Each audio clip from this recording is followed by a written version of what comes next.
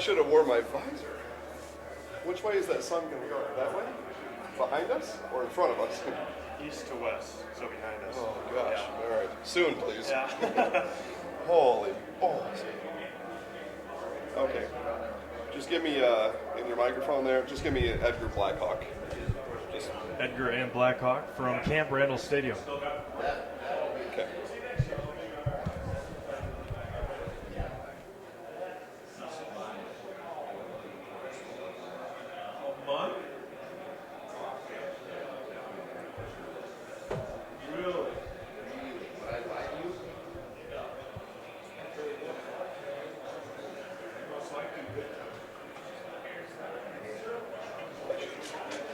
Okay, yeah, we've got volume. All right, very good.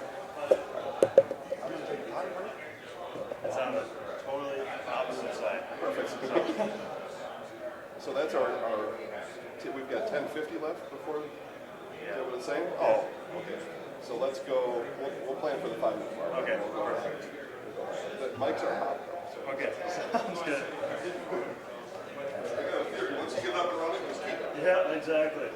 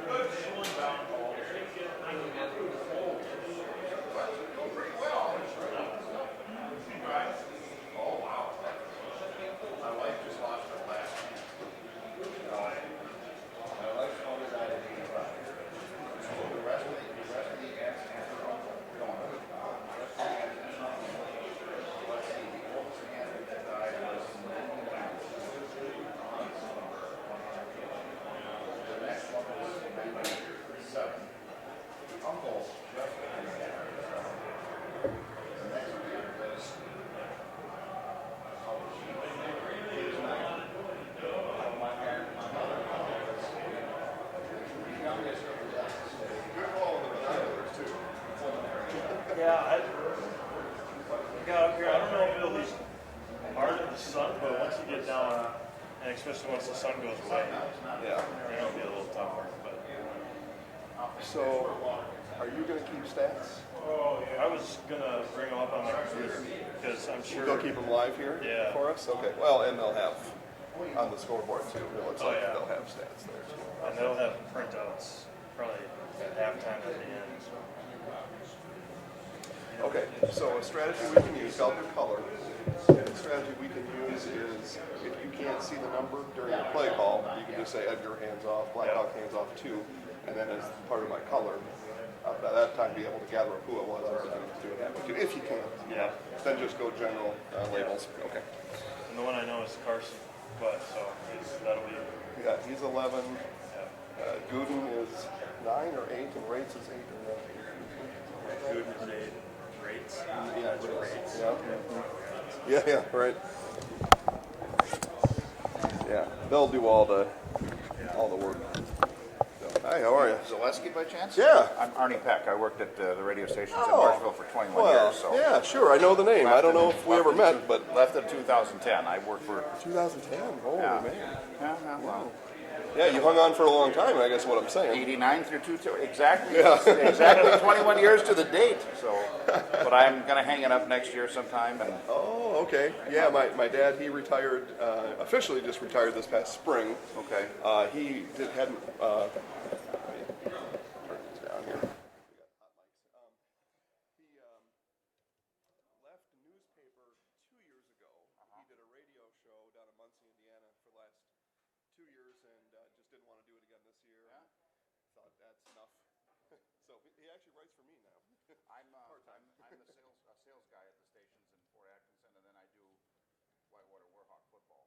So that's kind of a good gig. Yeah. Oh, yeah. We've done 4 national championship games in the last 8 years. Yeah. It could be worse. Yeah. Yeah. Well, nice to see you. Yeah. Thanks for stopping by and saying hi. I'll tell Doug you stopped by. Yeah. Thank you.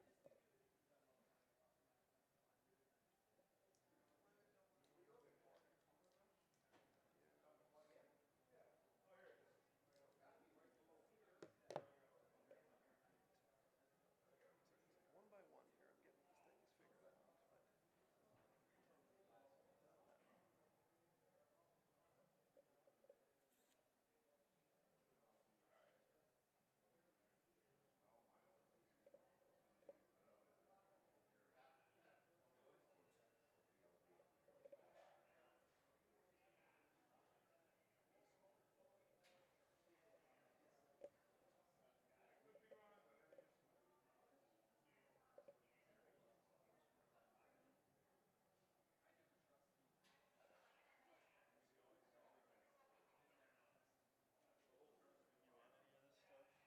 Probably. Eventually. Here, coming up on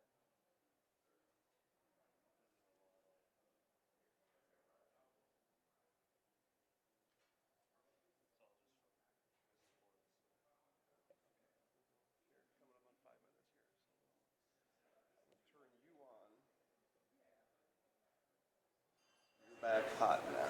So we go whenever you're ready. I'll be ready probably at kickoff. Okay.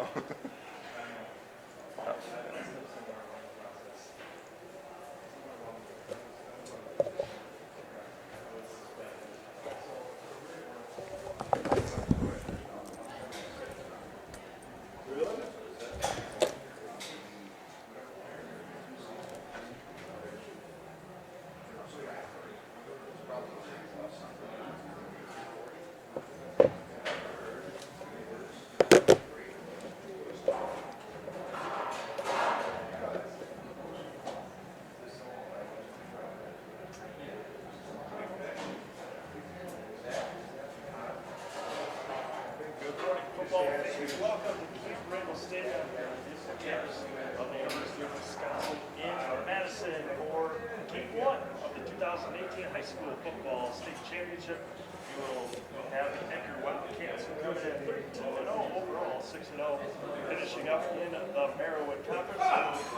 Going up against the Blackhawk Warriors, who finished 12-0 overall, 7-0 in the Six Rivers Conference. Good morning, everyone. I am Steve Ames, alongside Jason Zaleski, Sean Cordy, and Kevin Bargander down on the field, taking some highlights for us here this morning. It is going to be one heck of a football game today. Edgar coming in their 12th state appearance, 24th straight playoff appearance, 24 years in a row. The Edgar Wildcats have been in the playoffs, and Jerry Sin. The 7 state championships, the last coming back in 2016 when they had a rout in that game. They are led on offense by Carson Butt, quarterback Carson Butt, 70 of 111 on the year, 63% passing, over 1,100 passing yards, 11 touchdowns, and 3 interceptions.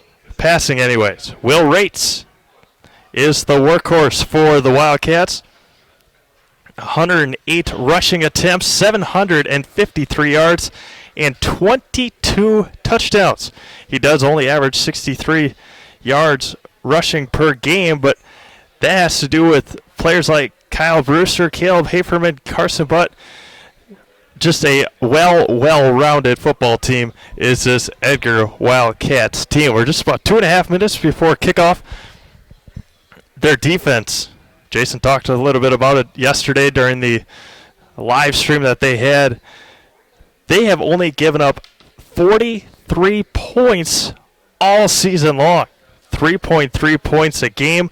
They only give up 122 yards per game, 25 passing, 97 on the ground. They have not given up a point in the first quarter. No, that's not true.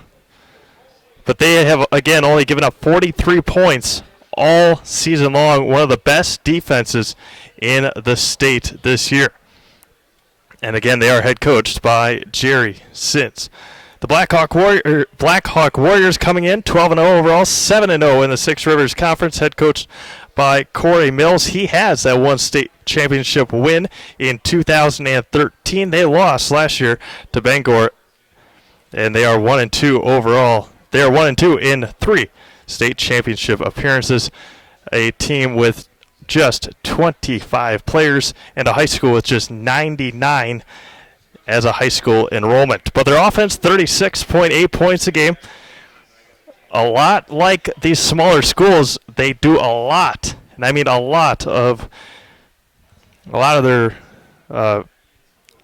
offense on the ground. They only have 647 yards passing on the year, 9 touchdowns, however, but rushing 3,657 rushing yards on the year, 47 touchdowns, and they are led by Colby Argel, who has 215 rushing attempts on the year, 1,900 yards, and 27 touchdowns for the Warriors. Defensively, only giving up 9.5 points a game. They finished first in the Six Rivers Conference, beating out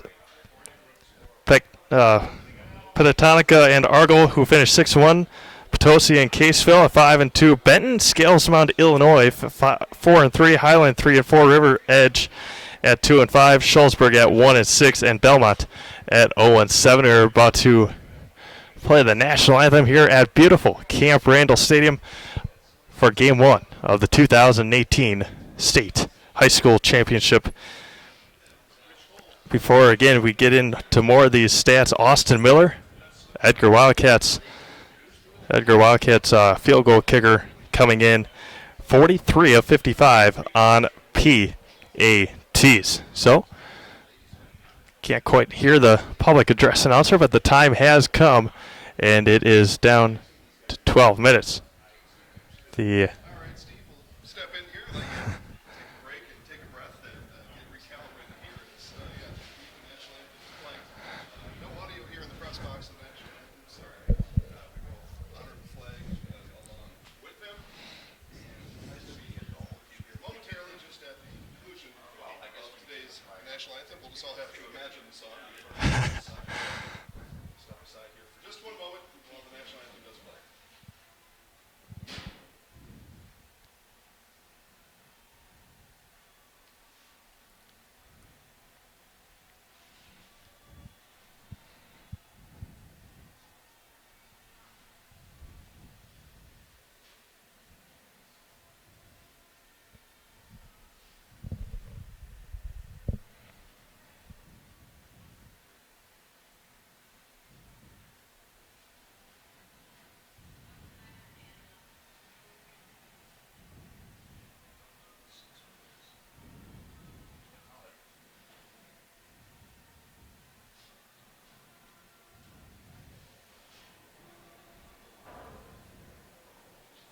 All right, national anthem has been sung, sung by hundreds of people here. I don't know if we're quite in the thousands yet. Perhaps a lot of people still walking through the concourse, Steve, and I will let Steve get back to his presentation here in just a minute. But before we do, we'll tell you about Scotty's Pizza and Chicken in Marshfield.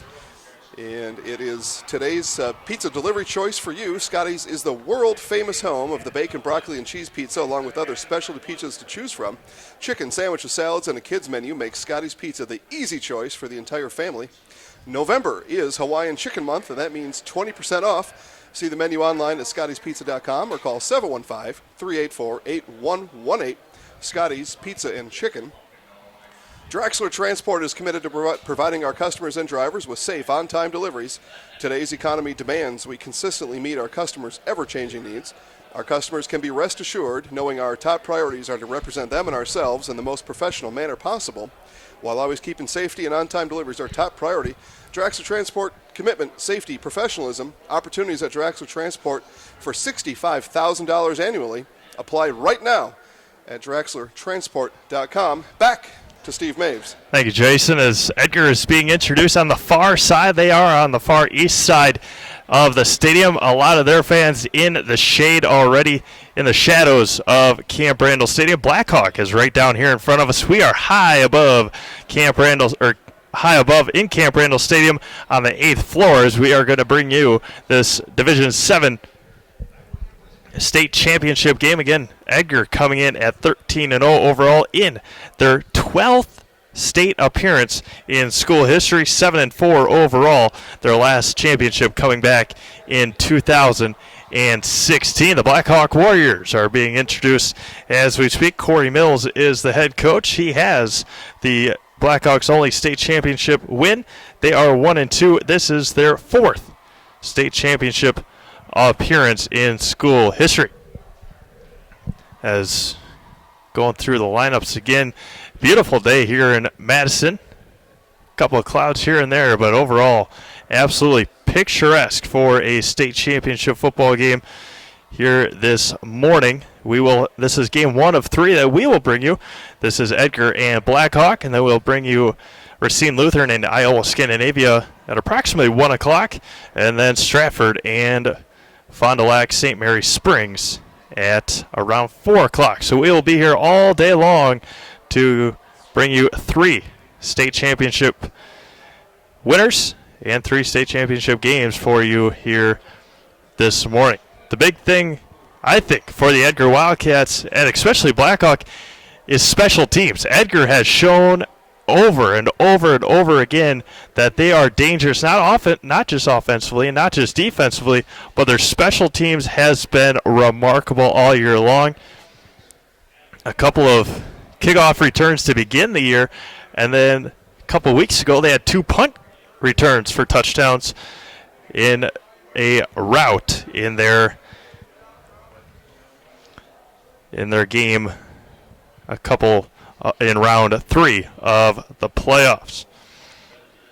Edgar coming in again, only giving up 43 points all year long, and 20 of them came in one game, and that was to the Stratford Tigers back on October 12th. Other than that, they've only given up 6 points here in the playoffs, and that was to Loyal back on November 2nd, a 25-6 victory in that level 3 win. Last week, they took care of Reedsville 41-0. Reedsville knocking off Pittsville, and then Edgar taking care of Reedsville last week in level 4 at Waupaca High School. So haven't really been tested this year since week 9 of the high school football season. And that, again, was for the Merrillwood Conference Championship. We will get into how good this Merrillwood Conference is. Again, Division 7 here this morning. And then Division 5 will also feature a Merrillwood team, the Stratford Tigers. We'll get into more of that conference as well, because 2 Merrillwood teams, 2 teams in Division, or 1 team in Division 6 with Racine Lutheran. Their conference foe, Racine St. Cat's, is playing in Division 4. So we're going to get things kicked off here from right to left, north to south to north. Going to be taken by Carson Butt. Has room on the outside to the 30, to the 40. He's going to get ripped down at the 40-yard line. Ball came out, but he was down, and that is where the Edgar Wildcats will begin things at the 40-yard line for Jerry Sins and the Wildcats. You know, Steve, Edgar's had a number of kickoff returns for touchdown this year. Their special teams play is certainly one of the tops in Division 7. And we saw that there, and special teams can really control a game by giving and getting good field position. And their kick game is good, their punt game is good, and we saw here on the kick return to open the game starting near midfield. Carson Butt will take it at the 41-yard line for the Edgar Wildcats, working in a pistol formation. In motion comes the receiver. He's going to keep it on it himself, roll to the left side, going to take it to the 50, and the ball comes out again. He's fumbled it twice, and Blackhawk recovers. Blackhawk football there. He was trailing his lead block there. Will Rates put a nice block on the outside, but came back to the inside and came back and met the helmet of that Blackhawk defender. Ball came out, and that same defender landed right on it. And Blackhawk now with the ball right at midfield on the 50-yard line. The Blackhawk Warriors will take over 1st and 10 at the 50. And Carson took the ball to begin. He had the kickoff as well, and he fumbled it on the far side. That also had to be recovered. So 2 fumbles for Carson, but this time recovered by the Warriors. So quarterback for the Blackhawks, Kyle Lovelace. Under center, in motion, comes Tyler Trim up the middle, and it's going to be taken inside Edgar territory for a gain of 2, and it's going to be 2nd and 8 for Colby Argyle and the Warriors. Well, Steve, for the first time now, unexpectedly, as the Wildcats only able to run one offensive play before the turnover, now the world-renowned Edgar Wildcat defense on the field, and big stop right there on first down brings up a 2nd and 8. Again, Edgar only giving up 122 yards per game, 3.3 points a game. Lovelace under center at the 48-yard line, in motion. Comes a Warrior offensive player, and he's going to hand it off past the 45 to the 44-yard line. Another gain of 4 yards, and it's going to be 3rd and manageable for the Warriors. Yeah, as they unpile there again, Argyle with the carry there, the 6-foot senior for the Warriors, and scratched out another handful of yards. It's going to be 3rd and about 4 upcoming now for Blackhawk. Argyle again coming into this game just over 1,930 yards on the year. And there's going to be 2 receivers, near side, 1 far side. Going back under center is Lovelace. Split back to the right side, looks like Argyle. And in motion comes Argyle, and he's going to up the middle, has room to the 35, to the 25. It's going to be a touchdown for the Blackhawk Warriors. Mitchell Quinn, Steve, took that ball right through the gut of the Wildcat defense, and a big touchdown here for the Warriors off of that fumble. They turned turnover into points. 44 yards for the Warriors, and Mitchell Quinn picks up his 7th touchdown of the year, and the Warriors are on top. That Warrior offensive line here, Steve, is bigger than most of them. Bigger, it looks like, than the Wildcat defenders there, and they took advantage of that size. I mean, right up the gut. And that's an offensive line doing work here early, and it looks like they're going to line up for 2 is Blackhawk. They will take it at the 3-yard line, and it's going to be 2-point opportunity for the Warriors. They're going to hit it right up the middle, and untouched into the end zone goes Quinn again. And it is 8-0 Blackhawk with 10:17 to go in the opening quarter. The first points given up by Edgar in the first quarter this season. Experience the difference at Badger Title. Badger Title is Wisconsin's first full-service title insurance company. See Badger Title for extensive closing services, title insurance, letter reports, along with construction disbursements and inspections. Since 2001, Badger Title has been serving Central Wisconsin with quality work that is second to none. Talk to Cheryl and Davina at Badger Title, 715-389-2900, or visit badgertitle.net. Looking for reliable high-speed internet? Look at Country Wireless. Country Wireless provides reliable, high-speed internet to rural Wisconsin with unlimited data, no usage caps, and speeds up to a blazing fast 7 meg. Want faster? Contact Country Wireless now to see if you qualify for 50 meg service and take advantage of all the internet has to offer. Go to countrywireless.com to get on your way to high-speed internet. Welcome back to Camp Randall Stadium on the campus of the University of Wisconsin in Madison, and Blackhawk 8-0 lead. The first points given up by Edgar in the first quarter all season long.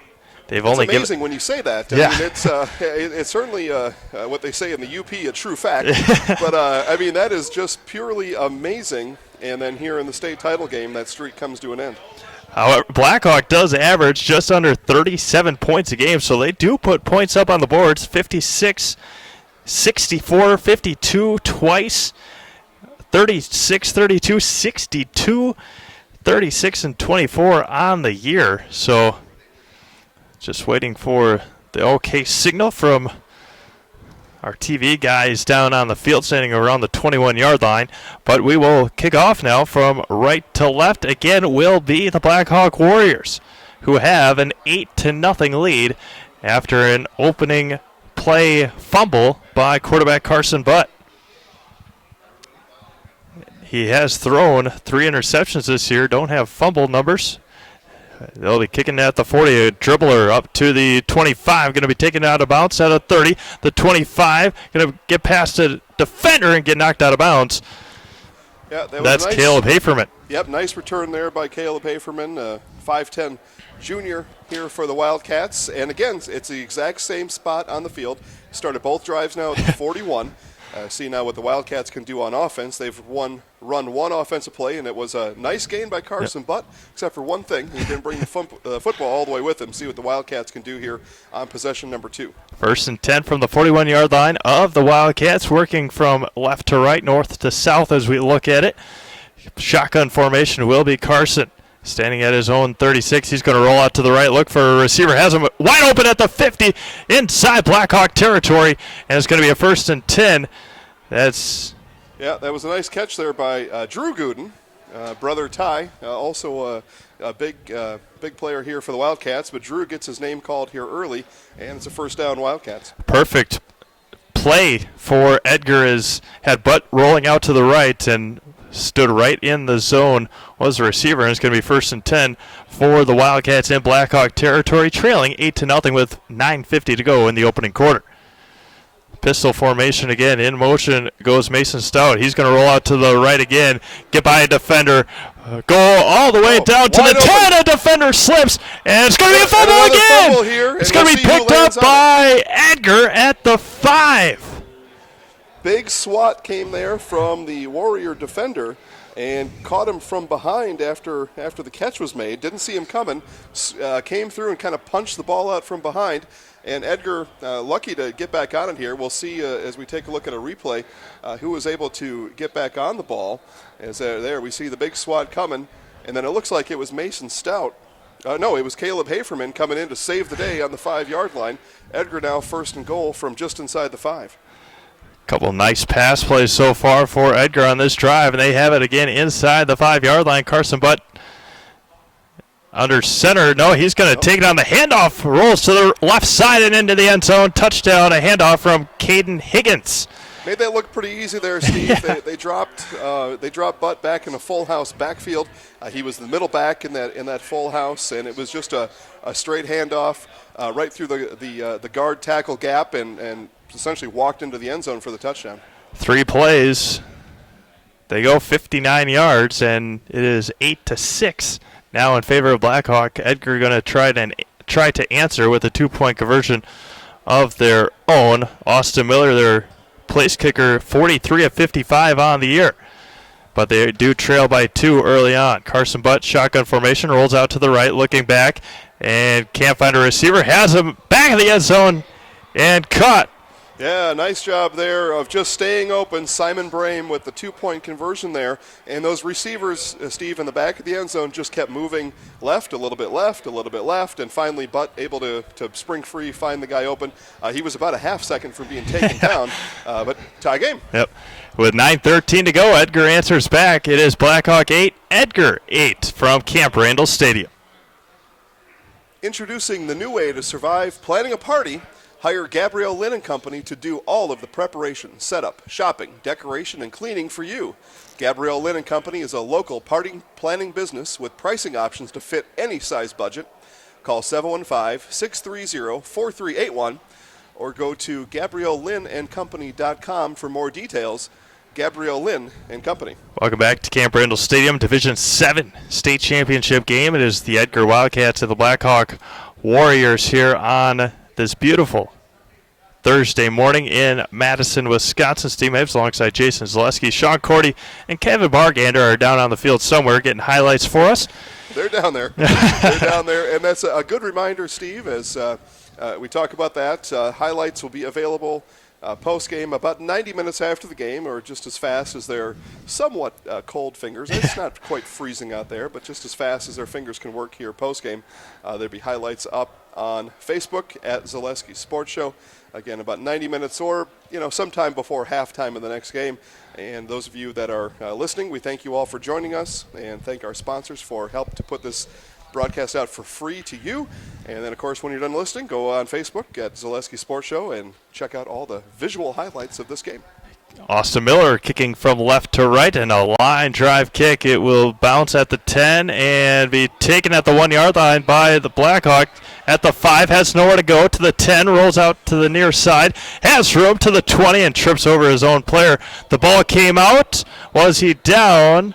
Edgar says they have the ball. A lot of Edgar they're players. ruling a fumble here, though. No, and they're not. No. Or they did and said Blackhawk recovered. Either way, it's Warrior football here. Interesting way that happened there. The ball didn't go into the end zone. The ball bounced straight up, and then he really had no choice but to bring it out. And as we look here at the replay, and of course there's no replay in high school football, but because we're at Camp Randall, we get a big jumbotron here to take a look at things. And you know, the ball did come out on his own accord. I don't know that he was hit, but doesn't matter. Ruled Blackhawk ball, and it's just a fun thing we get to do here is look at the replay. Colby Argle was the returner. He is the leading rusher. Split eye formation for the Blackhawk. In unison, they go down before the snap. Up the middle again, going to be taken is Argle and gain a couple of yards to the 23-yard line and swallowed up by the Edgar defense. Edgar defense here with a chance to redeem themselves somewhat after an uncharacteristic let up there on defense, and they got to find out right away, though, Steve, about Warrior football, and we'll see what they do here. Again, they had the Warriors in a third down, second down and coming now. 2nd and 6, 8:35 to go in the opening quarter. What I've seen so far, they love to run over Avery Baumgartner, their 6-foot junior at 265 pounds. And an option play, they're going to pitch it out to Argo again, gets a block, and gets ripped down past the 25 to the 26-yard line. And a gain of 3, and it's going to be third down for Blackhawk again. You know, and I mentioned redemption for the Wildcats, but this is redemption down right here. They had the Warriors on 3rd and 3, or 3rd and a long 3 on that last possession, and they busted out a 40-yard touchdown as a result of that. We'll see now what the Warrior defense can do, or what the Wildcat defense can do with the Warriors on the 26-yard line. 7:50 to go, opening quarter. Under center again. Will go Loveless, and gets in motion, comes near side, taps his quarterback on the rear end, gives it up, and that's going to be a... will not get it. The stop there, and it looks like they're going to come up short. It's going to be 4th and about a yard for Blackhawk, and we see 2 new Warriors coming on the field right away, presumably for the punt team. Yeah, it looks like Edgar the Edgar sideline was thinking that Argle had fumbled it again, but to no prevail, and it's going to be 4th down and a long one, 4th down and a short one for Blackhawk. Steve, the Edgar coaching staff, just an excitable group. Yeah. They were just, I think, excited about the 4th down. So both Butt and it looks like Haferman back to receive here. And going to punt it, got it away. A line drive punt, and going to be taken at the 36-yard line. Going to keep it, and Haferman has it at the 35 and gets ripped down at the 41 again. And another drive for the Wildcats, 3rd in a row. It's going to start at their own 41-yard line. Edgar Wildcats really cottoning to the 41-yard line here at Camp Randall Stadium in Madison. Speaking of cottoning, I'd like you to cotton to this event here. Clear your calendars for December 9th and have an experience like no other. It's the Toys for Tots Piano Guys concert at the Performing Arts Center in Wisconsin Rapids. Join us at this fantastic benefit concert featuring the dueling piano talents of the new Piano Guys to benefit the community of Wisconsin Rapids and Toys for Tots. Go to Facebook now and search Toys for Tots Piano Guys Wisconsin Rapids.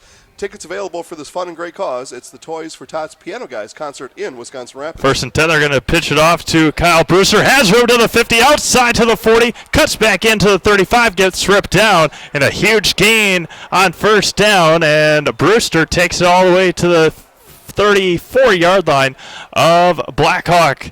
Just pitched it right in front of him, did Carson Butt, and Brewster took it the rest of the way. Yeah, the 6'2" senior Reese Shelton out there for the Warriors. Wears number 10 today on those white jerseys with red numbers, and Reese was able to meet him at the point, had a good angle of attack, and it really was the only angle left. Otherwise, he was gone for a touchdown. 6:37 to go in the opening quarter, all tied up at 8 apiece here in the Division 7 state championship game. Again, in unison, Edgar goes down, and a false start on Edgar. That will take him back a couple yards. That's Zach Schutte with the infraction. Going to go back a couple yards, and it's going to be 1st and 15 at the 39-yard line. Covered a number of Edgar Wildcat games this year, me and the team, and we've seen a couple false starts throughout the season, and you'll see that in football. But the Wildcats going to need to clean that up here to keep pace with the Warriors. 1st and 15 as Butt is going to keep it on the option pitch. Give it at the 40 to the 30 and get pushed out of bounds. That was Mason Stout. Yeah, nice run there by Stout, and a couple of Warriors came over to make the stop, including Kyle Lovelace, the 6-foot senior, and goes both ways for the Warriors. So we were just kind of talking here pregame, too. It's an interesting sight here on the field. The team that the Warriors brought with them, about half the size of the team that the Wildcats brought with them. We'll see if that plays any difference here as we continue our way through this game, but most of these Blackhawk players obviously going both ways. After a gain of 13, 2nd and 2 at the 26-yard line, 6.5 minutes to go in the opening quarter. Blackhawk just dressing 25 players on a swing pass, has them open, and going to be taken down right there. That is Caleb Haferman. Yep, first down there. They'll have the ball 1st and 10 from the 20-yard line with just about 6:23 left here on the clock, so we will do our best here and again, thank you those of you that are listening. There's a whole heap of them out there that are listening to the broadcast. We appreciate that. We are all doing double duty up here, so we're doing our best to keep you up to date on the scoreboard. But it looks like we got everything right, and appreciate you staying patient with us. But 1st and 10, Edgar from the 20. Clock is rolling after they move the sticks, and with 6:10 to go, Carson Butt in the pistol formation, going to pass it. No, going to take it inside the 15, going to get stonewalled at the 12. Driven back to the 15, but they'll give them forward progress up to the 12-yard line. It's going to be 2nd and 2 at that yard line of the 12. Had a nice lead block there from Will Rates. Did Carson opted, though, to go the other way. I think if he would have followed Rates to the left instead of cutting back in, we'd be talking about a 1st and goal or perhaps even a touchdown here for the Edgar Wildcats. Instead, it's 2nd and 3 upcoming. 5:35 to go. Opening quarter of the Division 7 state championship game. Edgar and Blackhawk, and they're going to have that full house backfield again. Caden Higgins in at quarterback. He's going to give it to Butt on the left side, and he's going to get met immediately. It's going to be close to a 1st down, and see what that referee says. They ran there for the touchdown that last possession, and it was the same exact guard tackle hole that Butt ran through. This, though, not enough for the 1st down. It's going to be 3rd and short upcoming just outside of the 10-yard line for Edgar. 3rd and a couple of inches with 5 minutes to go. Blackhawks scoring on a 44-yard touchdown run after a Carson Butt fumble, and then Edgar marched right down the field to tie it back up. Well, again, back to the full house, except this time it looks like Butt may be under center, and it is. And they're going to give it to Haferman up the middle, and he's going to get the 1st down. It's going to be 1st and goal at the 6-yard line. They'll kind of switch things up there a little bit, left their traditional quarterback under center, and their running backs all in the backfield. And it was that same play, though, just flipped to the other side. They went right side guard tackle, and enough for the 1st down. 1st and goal upcoming from the 6-yard line, and we'll see here. I would expect, Steve, another run. We'll see what happens, though, as it looks like they're back with Butt in the middle of that full house backfield here again. Yeah, Higgins under center, full house. Again, in unison, they go down, and they're going to give it to Butt on the right side. He's going to get met immediately and driven back to the 7-yard line. What a hit there by the Blackhawk defender, filling that hole immediately. Yeah, that was Mitchell Quinn coming up there for the tackle, and really just he filled that hole faster than Carson Butt could fill the hole, and they actually lost about a half a yard on the play. 2nd and goal from the 6-yard line with 3:55 to go. Edgar in their home yellows, yellow tops, green pants, yellow socks, original green helmets with green numerals as well. Higgins under center. He's going to pitch it out to Butt this time. Try to get that lead block to the outside, and it's going to get met at the 5-yard line and thrown out of bounds. And it's going to be 3rd and goal at the 5. A great defensive play there again by Reese Shelton, it looked like. Yeah, Shelton and big number 54, Gunnar Fecking out there. 6'3" linebacker here for the Warriors. You mentioned their roster size, but I'll tell you, the guys that came out to play, I mean, these guys got all the traditional size you'd want for a football team, and they are doing a job here. gain of about 2 on the play, as he couldn't quite get the edge before those two Warriors went over and stopped him on the edge. So we've got a 3rd and goal now from just inside the 5. Big 3rd down here for Edgar's offense. Big 3rd down here for Blackhawks defense. Opening quarter, they're going to fake the pitch, have him in the end zone, and touchdown to Brock Handrick, wide open, a couple of yards standing in the end zone, and it's 14-8 in favor of the Edgar Wildcats. Yeah, that play action pass really did the job there. The Warriors were just stuck in their tracks. They just all stopped and waited to run, which would have been to the far side of the field to go stop that run. And in the meantime, Handrick just kind of curled right there, right on the Wisconsin end, in the middle of the end zone there, and touchdown Wildcats. Austin Miller in to attempt the PAT. Again, has only missed 12 on the year, 43 of 55. Has that special shoe on the right foot. And hold us down, and it is perfect through the uprights. Gets into the bleachers because they don't put the net up, obviously, for high school football. So with 3:35 to go in the opening quarter, it is Edgar 15, Blackhawk 8. Marshfield Family Restaurant on South Central Avenue in Marshfield is ready for their grand opening on November 20th. The new team at Marshfield Family Restaurant has a great menu and a new look at service as this iconic downtown Marshfield restaurant reopens. Marshfield Family Restaurant is also open on Thanksgiving for you and your family to enjoy a no-fuss, no-cleanup Thanksgiving dinner. Marshfield Family Restaurant with their grand opening on Tuesday, November 20th, located at 443 South Central Avenue. A great career is waiting for you at Rail Transport. Don't have your CDL? Getting paid to get your CDL is even better than free truck driver training. Rail Transport will train you to get your CDL and pay you during the training. You'll be hired on day one, paid $500 weekly, and trained by the leader in the trucking industry. Experienced drivers can start at 59 cents a mile. Start your career with a company that invests in you. Go to Rail Jobs now and get your career started.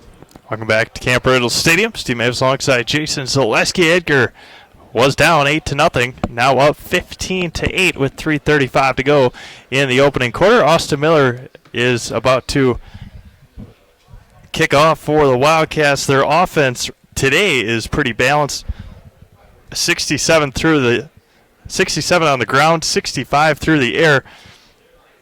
On the year, they are one of the more balanced offenses that I've seen in a long time. Even at Division VII, they have 1,189 yards through the air and 2,800 yards on the ground. So pretty balanced in terms of high school football with passing and rushing. And again, 67 on the ground, 65 through the air, including that 5-yard touchdown pass to Brock Handrick, one of 5 captains on this Edgar Wildcats team. Just again waiting for TV to come back from commercial, and they are about to kick off. Tell you what, Steve, what that means is they're just not as good at it as we are. Yeah, exactly right. What's happening there. and those that know, and those are the ones that are listening live right now. And I'd imagine part of that is you folks are at work, and boss man doesn't want to see you watching TV. So we are happy, so very happy to bring this broadcast to you. So as Steve was saying, kickoff is now. From the 40, Miller, a line drive. That one's going to be taken, bounced at the 15-yard line. Going to be taken at the 25 up the middle and ripped down past the 30 to the 33-yard line. Number 20 there for the Warriors, Cody Blosh, 5'8", junior, took that. It's not necessarily a squib kick, but it certainly was not a powerful kick as you would see. And able to take that up from the 20 and work it up ahead across to the 30. Looks like it'll be on the 33 with 3.5 minutes left before half. Before the second quarter. Geez. 1st and 10 at the 33 with 3:30 to go in the first quarter. We'll see what Blackhawks offense can do. Not very explosive through the air, but on the ground, goal line offensive line now for Blackhawk at the 33. They're going to give it to Argo, and he's going to fall forward to the 35-yard line, maybe 35.5-yard line, a gain of a couple, and it's going to be second down and a long 8. just a straightforward handoff, and it's like the Warriors have done on their opening possessions here in the first quarter. Just a standard handoff. It's 3 yards. It's 2nd and 7. It's just like clockwork. And I think the Warriors are committed to the run game here and committed to seeing if they can just wear down this Wildcat defense. Yeah, 62 rushing yards so far for Blackhawk. No passing. Have a receiver far side and one near side. Under center again is Lovelace. Bounces behind his center. He's good to roll out to the right. First pass attempt, and it's going to be caught by Shelton at the 40. Get pushed out of bounds and run into the Edgar bench on the far side. Hopefully everybody is all right. They all get up. And a good pass and catch, but running out of bounds. It's going to be 3rd and short for the Blackhawk Warriors. Edgar's Matt Hoyt there with the tackle, able to get that receiver out of bounds. Just as I was talking about, they're going to run the ball, wear out the Wildcats. Well, they sprung a pass on us there. But it's going to bring up an very familiar phrase here in the first quarter.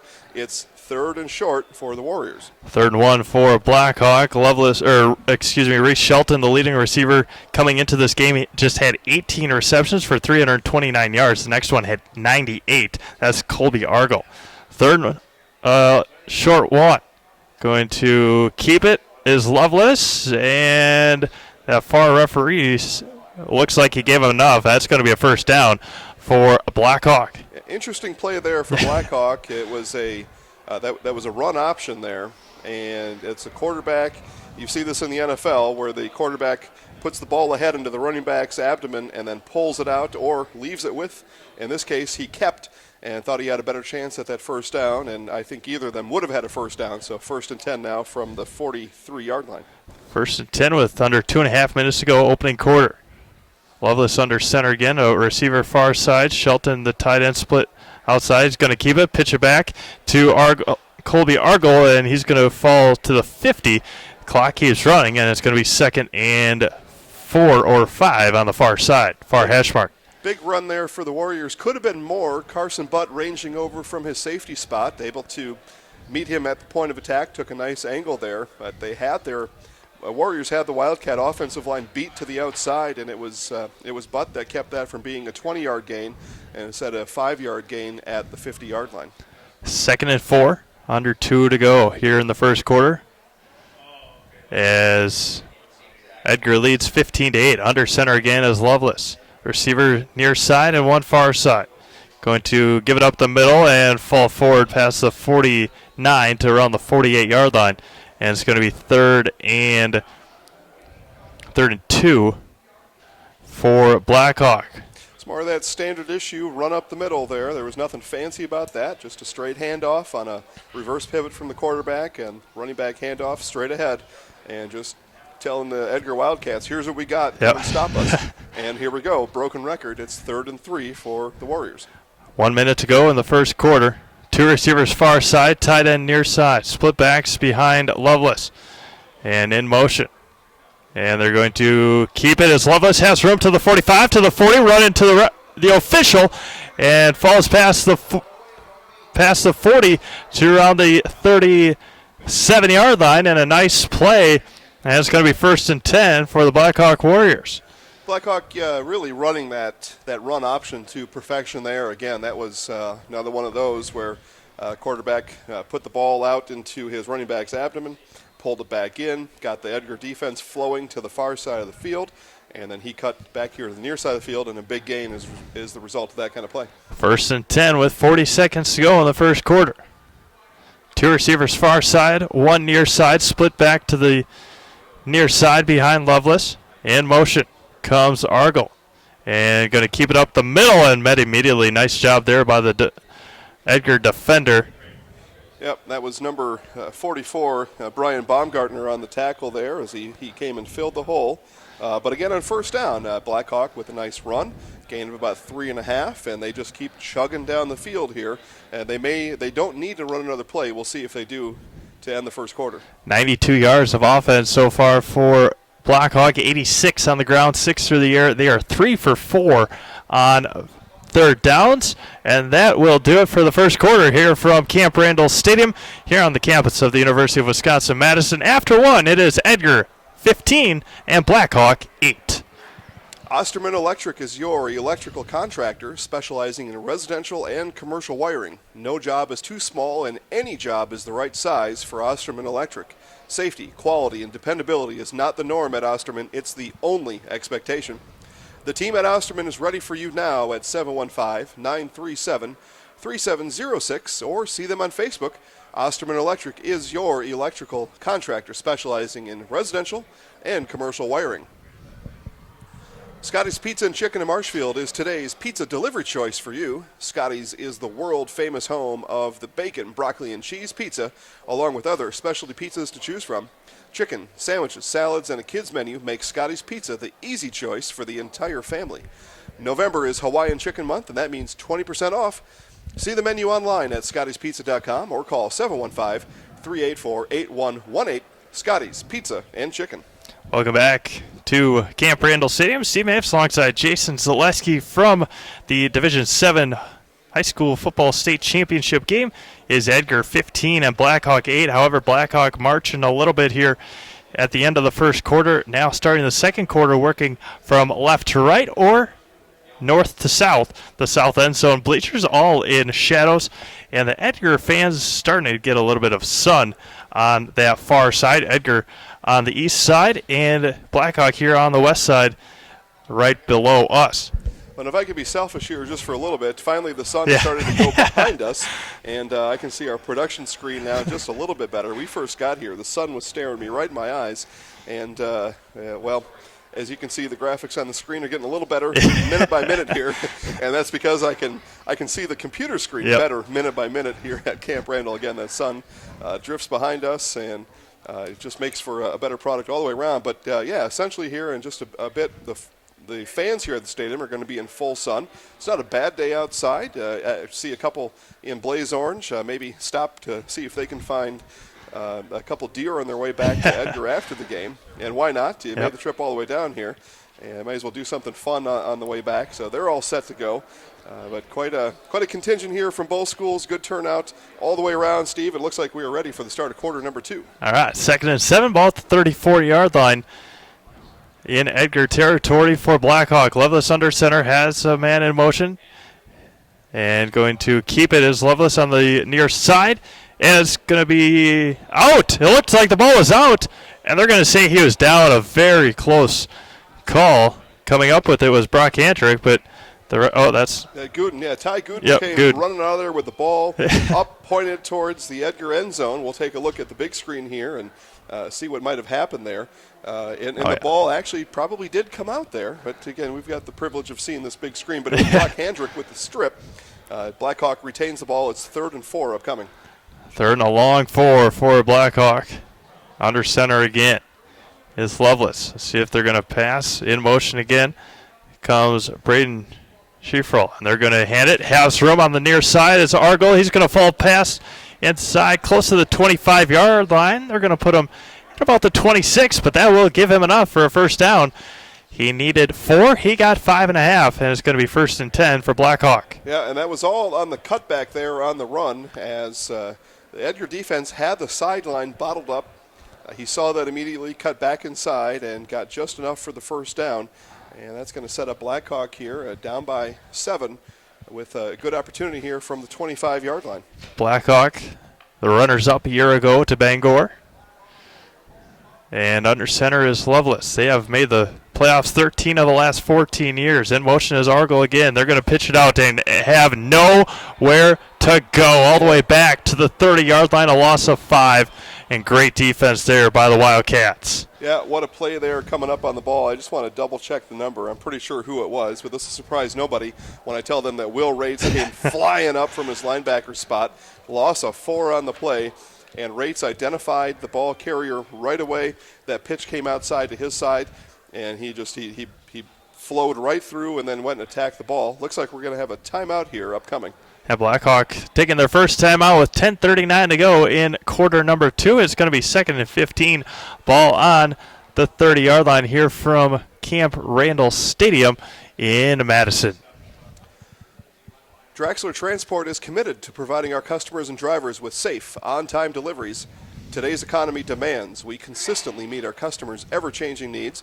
Our customers can be rest assured knowing our top priorities are to represent them and ourselves in the most professional manner possible while always keeping safety and on-time deliveries our top priority. Draxler Transport, commitment, safety, professionalism. Opportunities at Draxler Transport for $65,000 annually. Apply right now at DraxlerTransport.com. Experience the difference at Badger Title. Badger Title is Wisconsin's first full-service title insurance company. See Badger Title for extensive closing services, title insurance, letter reports, along with construction disbursements and inspections. Since 2001, Badger Title has been serving Central Wisconsin with quality work that is second to none. Talk to Cheryl and Davina at Badger Title at 715-389-2900 or visit badgertitle.net. 2nd and 15 now for the Blackhawk Warriors at their own 30 or at the Edgar 30-yard line. 10:39 to go. Shotgun formation, back to pass, looking for a receiver. He's going to take it himself, has room up the middle, is Loveless, and he's going to fall past the 25 to the 21-yard line, and that was an immediately perfect read for Loveless. He had the whole middle of the field wide open and was unable to make a pass and took it himself. Yeah, Will Rates hit him first, and then Ty Gooden cleaned him up on the end. That was almost a 10-yard run, probably give him a gain of 9 on the play, and puts the Warriors back in a manageable situation here with a 3rd and about 6 upcoming. 3rd and 6 at the 21-yard line for Kyle Loveless, one of the captains of this team, 6 foot 185 as the quarterback under center. In motion, comes all the way around, going to give it up the middle, going to keep it himself and get met immediately and get smothered at the 20-yard line. And it's going to be 4th down for Blackhawk. Ty Gooden came up there, filled that hole, and a powerful hit and dropped him right there dead in his tracks. It's a loss of about 1 on the play, essentially. It's going to push him back to the 20-yard line. So we got a 4th and 5 upcoming, and the offense is still on the field. They're going to go for it here, 4th and 5 from the 20. Yeah, a lot of these smaller schools, not with a kicker, or a kicker that can make a field goal like this, but it's going to be 4th and 5 now. Back to passes Loveless. Going to try and find somebody. He has him open. And Shelton, it's going to be intercepted. A flag on the play back at the 10-yard line, and we'll see. Well, I'll tell you what happened there, Steve. Carson Butt came flying in there, actually tipped the ball away, but they're going to say that he was there ahead of time. I know that the Edgar coaches are going to disagree with that. It was a bang-bang play right there in the middle of the field. I thought Butt got there and got his hand in just in time to knock the ball down, but I would bet, and they're going to talk about it though, but it looks like the outcome of this is going to be pass interference and a 1st down Blackhawk. If not, it's an interception, and either way it was going to be Edgar ball on the 4th down, but interception could be the call, but once you throw that flag, I would expect you threw it for a reason. Yeah, and it might be better off if that is an interception, because then they don't get the ball at the 20. Here's the call. And they're saying because the pass was deflected that there will be no pass interference. And again, I thought Butt got his hand in there first before any contact was made. It was a bang-bang play, but how about that? It's an interception, and Edgar is going to have the ball here at about the 8-yard line. Interestingly enough, it's one of those things you kind of talk about in football. Well, if he just would have let the ball hit the ground, they would have had the ball back up around the 20. You don't think of that as a player on the field, right? You see the ball, it's dangling right there in front of your eyes. You reach out, you snatch it. Interception. You got an interception in a state title game. That's way better than a pass deflection. And with the Edgar offense here, they certainly comfortable having the ball either at the 8 or the 20. I know Coach Sins doesn't care either way about that. They're just happy to have the ball, happy to get things working here. And we're in the middle of a media timeout here, so we'll see if we can take a look at some of our stats here. They've got, is it Edgar listed as the guest here? Yep. Do we know? Yep. Okay. So 67 yards rushing on the day so far for the Wildcats, 65 yards passing. So a balanced attack here for the Edgar Wildcats. Got a handful of 1st downs. They're actually 2 for 2 on 3rd down conversions. And all those stats to me add up to what I would expect to see on the scoreboard in a 15-8 game here with 9:09 left to play before halftime. Yeah, Blackhawk coming in at 12-0, Edgar at 13-0. Blackhawk, again, averages just under 37 points a game, but Edgar only allows 3.3 points a game. So Yeah, and as I take a look and get myself acquainted here with with where the scoreboard is, I've got a monitor off to my left that was in the way of the other side. But conversely speaking, Blackhawk only 6 yards passing, and it was just that one pass play. So they're perfect on their passing attack. They're 1 for 1, but just for the 6 yards. Otherwise, they've done all their damage on the ground with 101 yards. So they're being outgained by Edgar by just 25 yards. And, well, it's, again, like I said, 15-8 is the score, and that's kind of what the stats you would think would bear out here as we are just about ready to roll here with, again, 9:09 left in the second. It's Edgar ball off the turnover, and offense back to work. Carson Butt in the pistol formation. In motion, he's got a back. He's going to be back to pass. Looking, wide open going to be caught at the 10-yard line and get run out of bounds. It looks like a late hit, but it will not be. And that was going to be Haferman run out of bounds at the 15-yard line. And Jason said it, wide open near side. Looks like Mason Stout with the nice route. Yeah, Reese Shelton there with the big hit right on the boundary. That's why the flag stayed in our official's pocket there. I didn't think there was really anything, just a big hit down there. But, yeah, Stout was running wide open down here around the 40-yard line. But under pressure, though, didn't really have a chance to look up. Caught his check down here and gained 7 yards out of it. Going to be 2nd and 3 with 9 minutes to go, second quarter. But in the pistol formation, 3 receivers far side, 1 near side. Going to give it up and fumble it again is Carson Butt, and it's going to be taken by Reese Shelton. First down, Blackhawk. Oh boy, what an error there by the Wildcats. They had what looked like a good play about to develop there, and Butt, as he was running out here to the near side, just lost the ball in his momentum. It was. Yeah, it looked like Will Rates,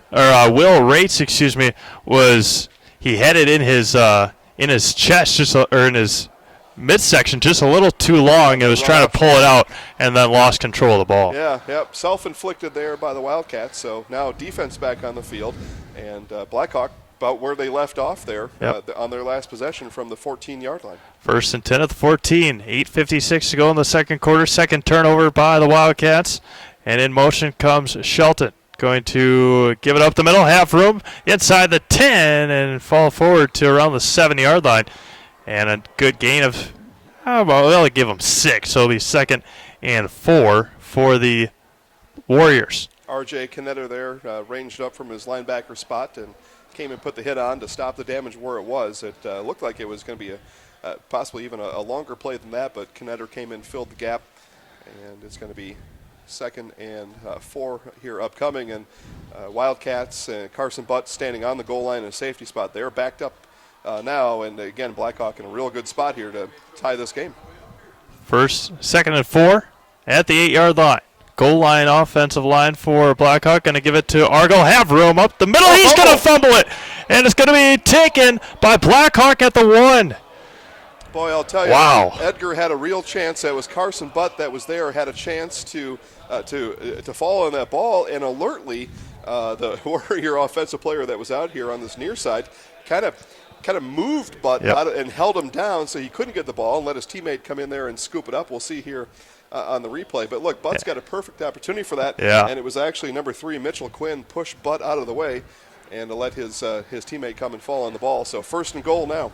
1st and goal for the Warriors. Goal line offensive line again.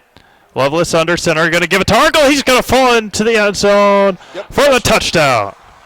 Yeah, just a straightforward run. Again, Blackhawks been doing this all game long. They're challenging you with their big offensive line to say, come and stop me, and you put them on 1st and goal on around the 1.5-yard line. It's a tough task there for the Wildcats.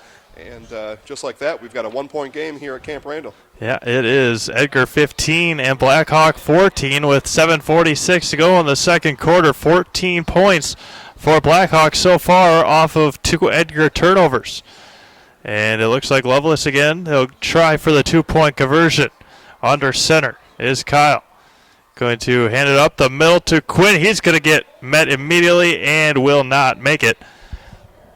The 2-point conversion is failed. So with 7:46 to go in the opening half, it is Edgar 15, Blackhawk 14. Blackhawk getting their second touchdown off of a Edgar turnover.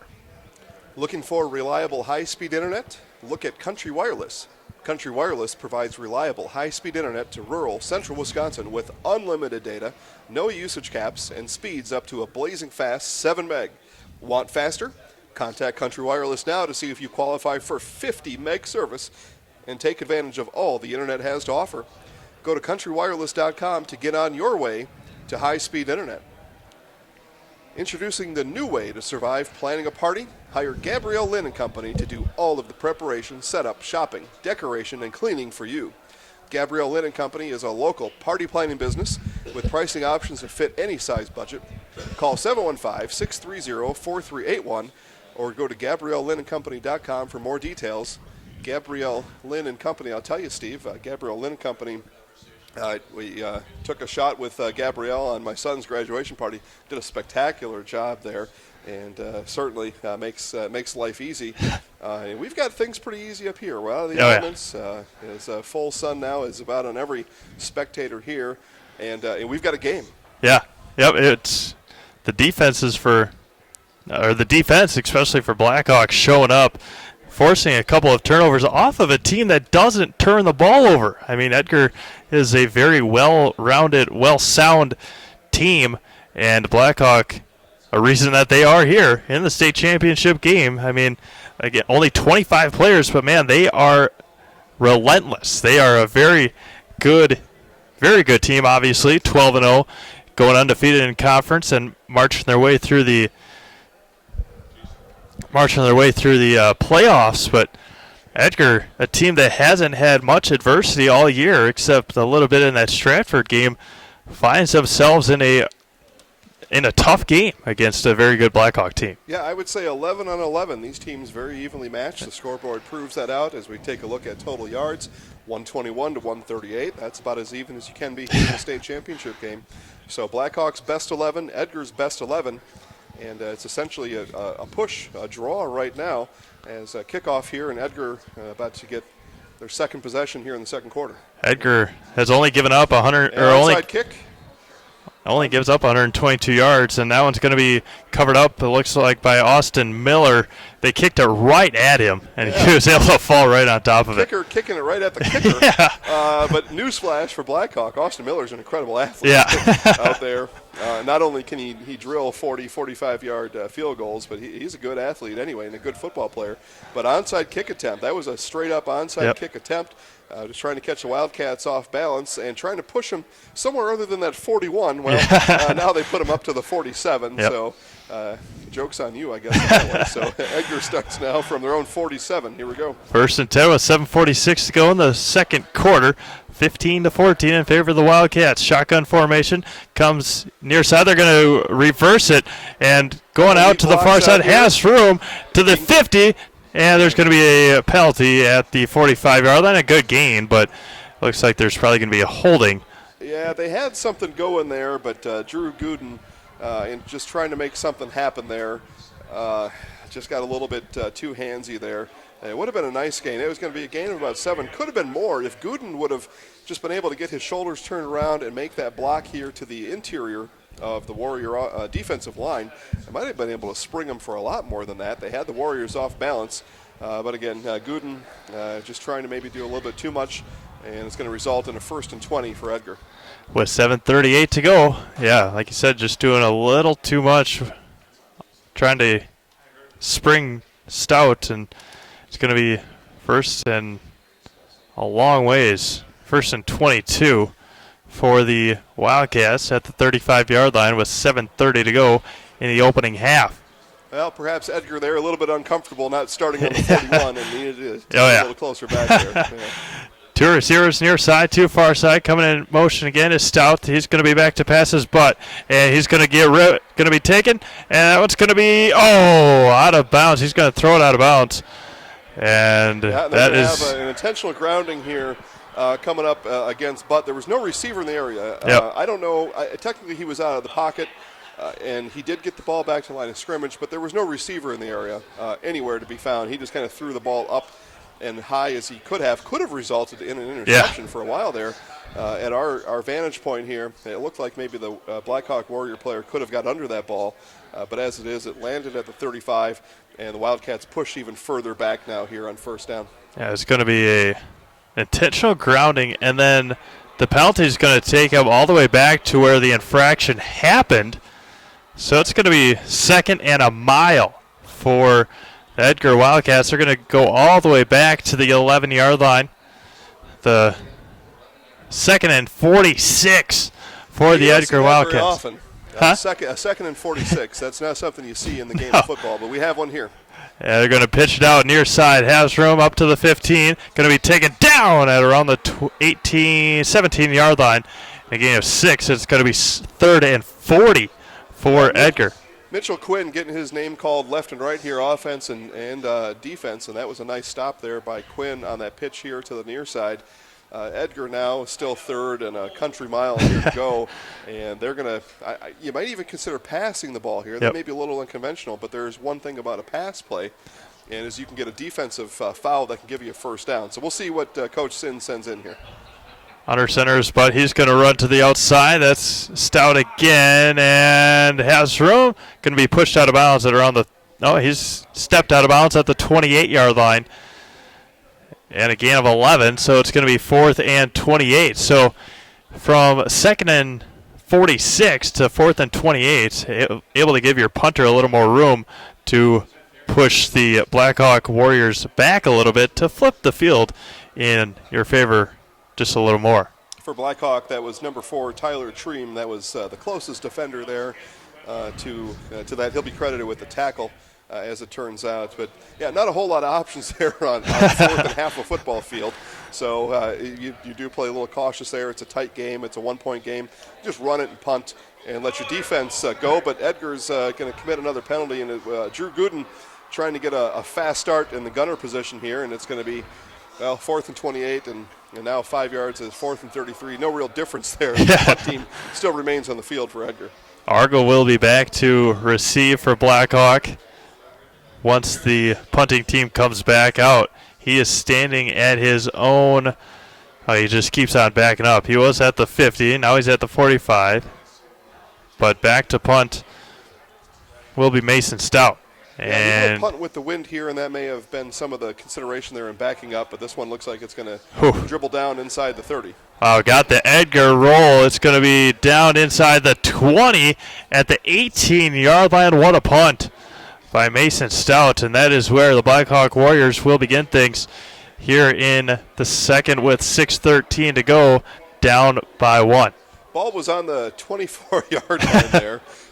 That is quite the punt. If I do the math here real quick, that's a 57-yard punt coming out there, and with the advantage of the wind. I mean, there is wind. It's not strong. But there is wind that was blowing behind that punt, and then he got that end-over-end rotation on it, and the ball just kept rolling and rolling and rolling all the way down to the 19-yard line.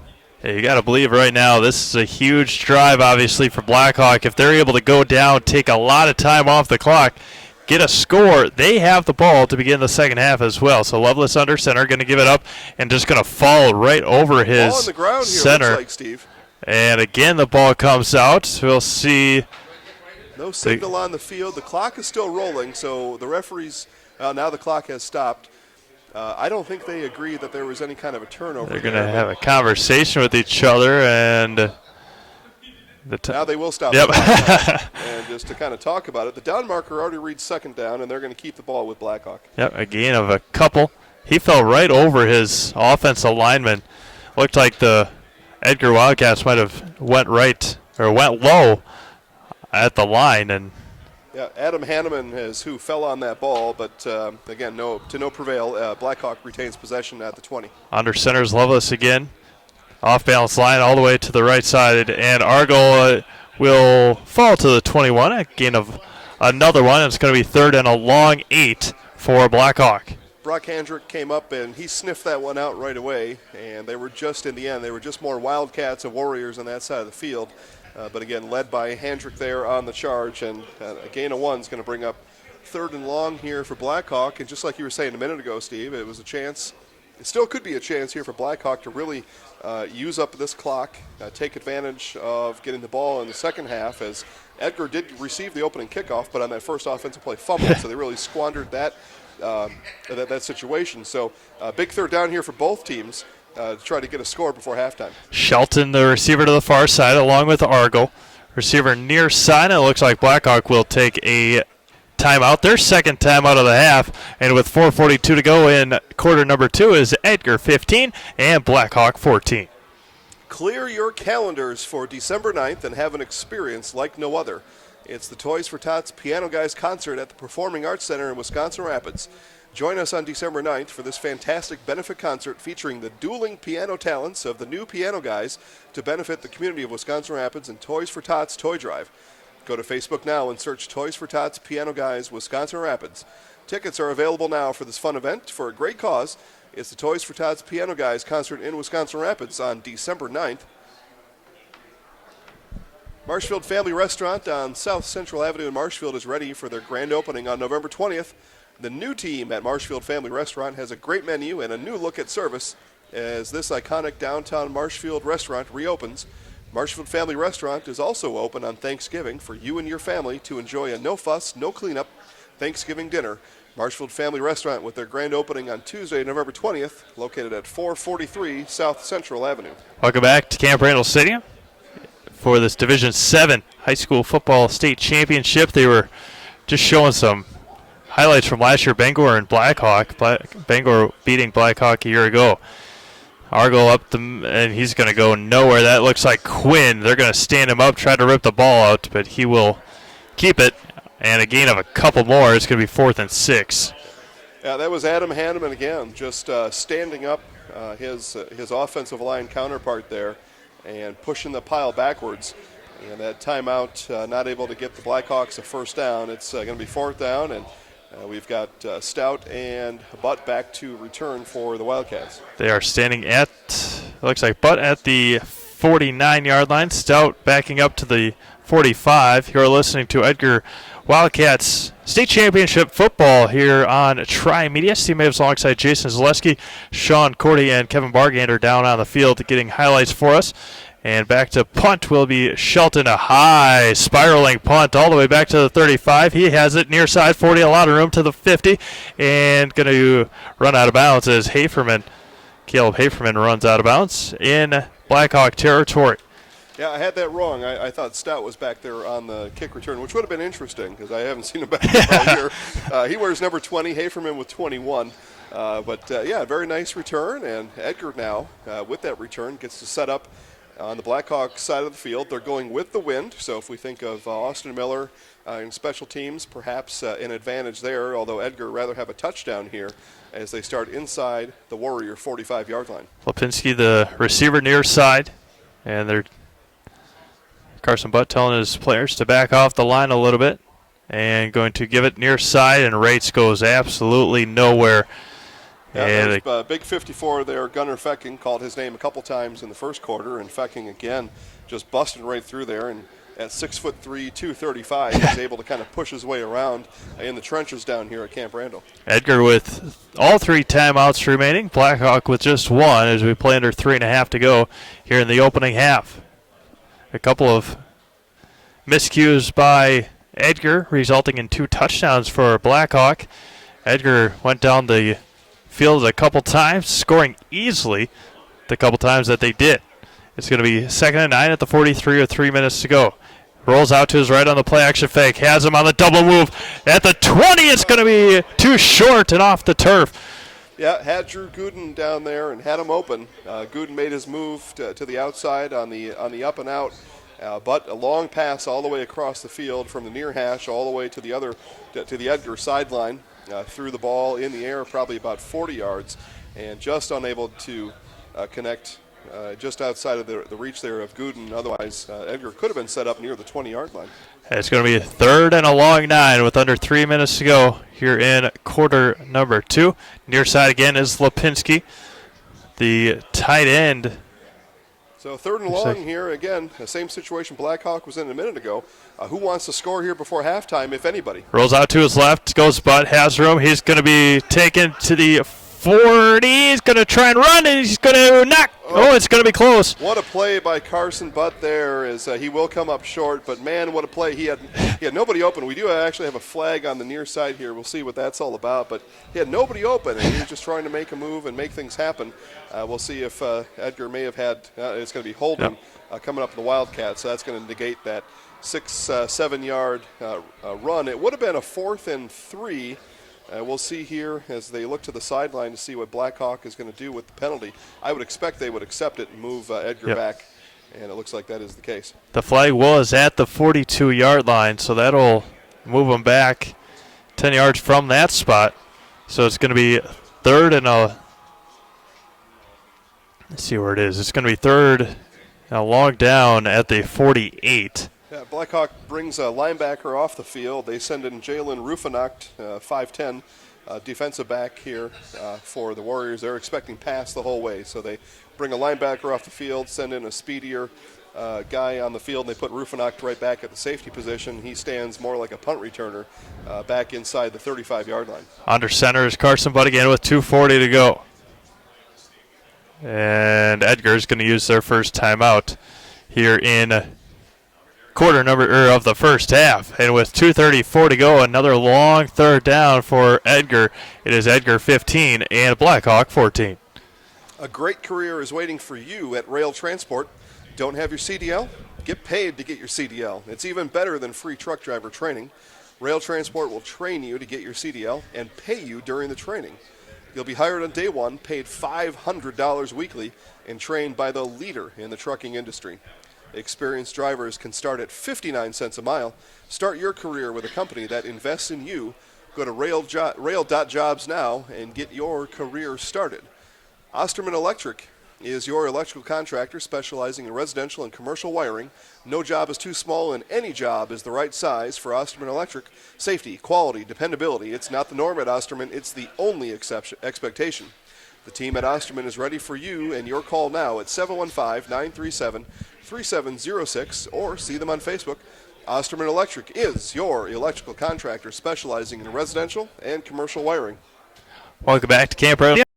2:34 to go in quarter number 2. Edgar has found themselves in quite the predicament the last couple of drives.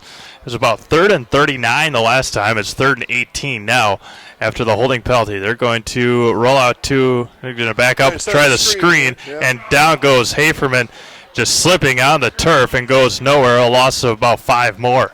Yeah, whether he slips or not, Steve, I think that was going to go for a max of about 5 yards. The Warriors were all over that. They actually had a double screen set up. They had another outfit or another brigade here on the near side of the field, and Butt had a choice there, and I think both choices were covered up. And it looks like punt team now on for the Wildcats. They'll punt with 2 minutes to go before half. 4th and 20 now for Edgar. With 1:50 to go. Back to punt are the Wildcats again. And another false start. Another penalty. This one may be on Blackhawk. Well, no, it's not. They're going to point right away to Edgar. Both guys were kind of moving. The Warrior probably moved because of the movement on the Wildcat side of the ball. And just like last time, they set up for a punt. It's a procedural penalty and pushes them back even further here before halftime. Yeah, now we do it again. 4th and 27 last time. 4th and 29. So they have been well behind the sticks the last couple of drives. Still stuck at that about 135 yards. Back to punt again. End-over-end kick, and it will roll to the 20, about the 17-yard line. And that is going to be 1st and 10 for Blackhawk with 90 seconds to go in the opening half. Much like the result of that first punt, this one, though, couldn't be powerfully as kicked. Last one, Edgar punter just able to wail on that ball and kick it as far as he could. This one, a little more precise and about the same result. Blackhawk will start inside of their own 20-yard line. And with a minute and a half here, they've got 1 timeout left. Edgar's got 2 timeouts left, and we'll see here if either coach wants to play the timeout game as they, again, are deciding whether or not they want to score, and right now the defenses are prevailing here in the second quarter. Blackhawk might get into a situation that they are not comfortable or familiar with throwing the ball back to pass, and There's going to be a false start on the right back on Blackhawk. Left just a touch too early. And yeah, and as I was saying here, both coaches may be deciding what to do with their timeouts. It's not unheard of to take a timeout with you in the locker room at half. It is unheard of if you're behind, you don't take timeouts with you at the end of the game. But what's also on the coach's mind here is what is going on with all these flags? Yeah. There has been a lot of penalties here in the second quarter and to the detriment of both offenses. 1:26 to go. Don't think any time should have come off the clock, but back to pass and the screen play. Argo will have it at the 15 and fall to the 19-yard line. Gain of a couple, and it's going to be second down for Blackhawk. Yeah, and Edgar will, Coach Sins will use the timeouts here. It was a nice stop there put on again by number 3, Brock Handrick, 6-foot senior, making the most of his last high school football game here, as are all these seniors. And we talk about that all the time, especially in high school sports, because most of these guys they will have reached their athletic peak in high school. Most don't go on to play sports at the next level for various reasons, not even because they're not capable, but there are a number of reasons to go to college and just study your degree rather than taking up your time in athletics. As they began to prepare for this game, you think about that and think about back to when you were that age, if any of you can think back that far. But, a lot of emotions, a lot of things going through your mind. So my last game as a senior, and I want to put the best effort out here. And of course, I want to win a state championship. And any senior on the Edgar team had that happen just 2 years ago as they won a state championship. But you want to win as a senior. And on the other side, too, Blackhawk looking for their first championship here in the state of Wisconsin. And both seniors coming out here, and they got to give it their all to have a chance at that and to go out on top in high school football. It's going to be second and 8 at the 19-yard line with 1:15 to go. Back to pass again, and it's going to be a one-handed catch by Reese Shelton at the 25-yard line. What a catch by Shelton, and another fumble. Yeah, fumble recovered again. There's been a lot of flags on the ground, a lot of balls on the ground here in the first half, and that just tells you the defensive intensity on the football field here today. But that pass was perfectly placed in a place that only Shelton could grab it. I thought initially there could have been a chance for an Edgar player to kind of get up on that ball, but the ball was just perfectly passed, and the ball did actually come loose that time. And fortunately for Blackhawk, their offensive lineman was able to fall on the ball. Third and short here with 30 seconds left. Yeah, recovered by Avery Baumgartner. Under center is Loveless. And they're just going to pitch it out to the outside. Argyle has it at the 30. It's going to be first down. And the clock will stop due to the fact that it is a first down. And interesting there, he had a chance to go out of bounds, didn't. Don't know if Coach Mills instructed his players just to stay in bounds. Let's go to halftime with the situation like it is. And they're not using any timeouts here. So it looks like we're going to have a halftime score here of Edgar 15, Blackhawk 14. As the Warriors in no hurry here to get up the line, they're going to go to halftime right now. 8 seconds, now 5. 2 receivers far side, 2 near side. 3, 2, 1, and they won't get it off in time. And after one half of play here in the Division 7 state championship game from Madison on the campus of University of Wisconsin-Madison in Camp Randall Stadium, it is the Edgar Wildcats 15 and the Blackhawk Warriors 14. All right, Steve and I are going to step aside. We're going to go get some refreshments and some other things. We've got a 15-minute halftime here. We encourage you all to do the same thing and then come back to your desks at work, because that's where I think you are. And otherwise, just chat below. Tell us where you're watching from and where you're listening from. In this case, we'd be happy to talk with you in the chat box down below. But we're going to go take a quick break, and we'll be back for the second half of this Division 7 state championship in a moment.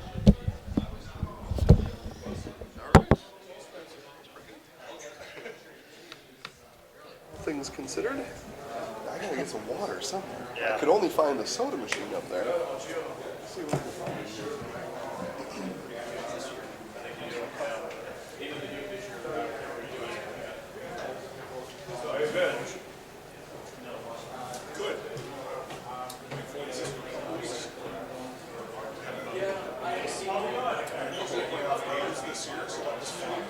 Getting there. I'm done with basketball. I'm probably done with football. long you done football? About as old as you are. Almost. 47. But I've only been doing it for 5 years.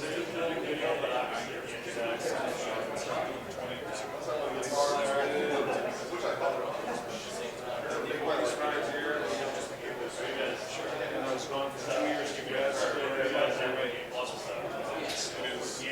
More fun than I ever imagined. We had a good group for a long, long time. We just didn't get along. Some guys wanted to do college, some wanted this one, that one. So I was out for about 2 years in the summer, and I was in Richmond School. You were down here for almost 10 years. I mean, here, watch. For me to go. That's it. And it's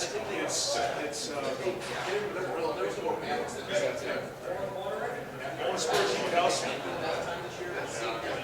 He's fine. I got arthritis, and the doctor said he's not going to do it. You guys hang around long enough. Yeah.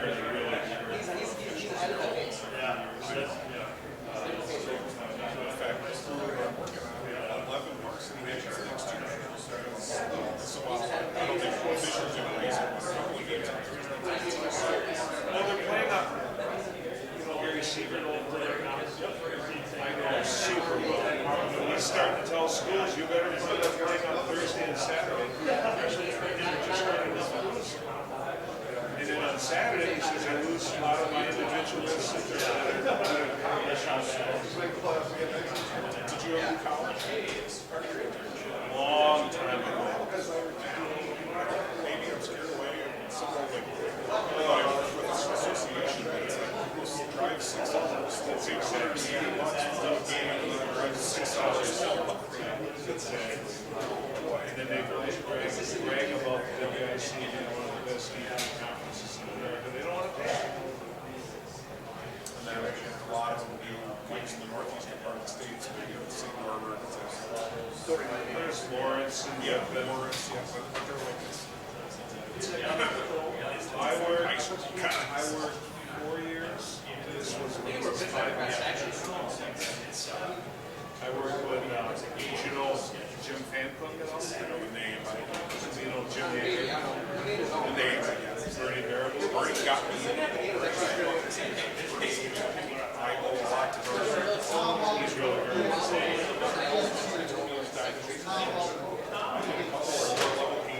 This year, and he won't give it up. He can't move anymore.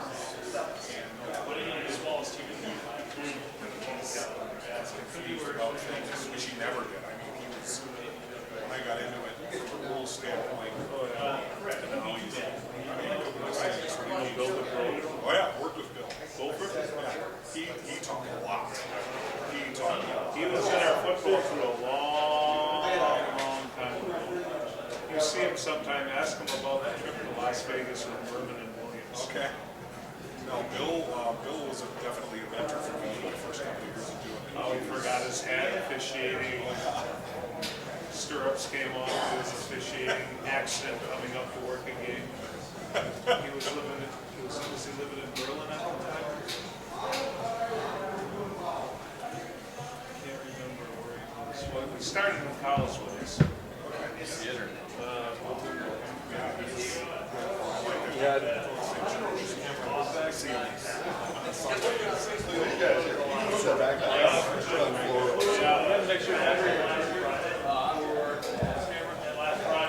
So when you worked at EAA, Maybe, is it out of battery?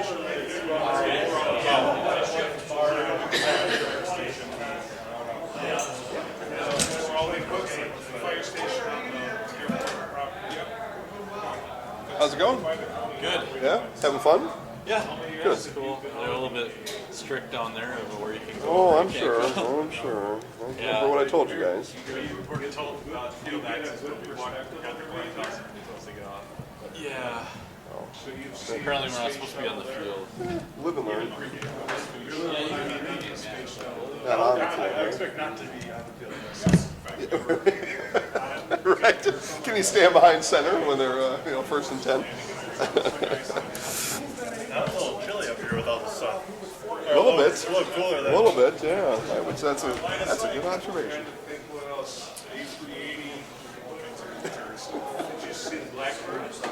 I'd have to call whoever is in charge of talent up here and get us a heater.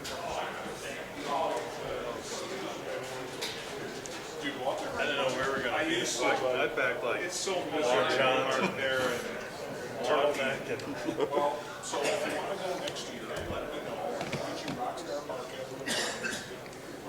park at the fire station. And then there's a bus right in the back of the fire station that drives around and you get off and get on a tram. Except for the 10-minute ride around the airport, which is fun to watch. You're not stuck in traffic or anything like that. So if you want to do it, I'll let you know. Whatever, I'll get you parking. So, I got to see what it is. sure. Sure. We really never had this.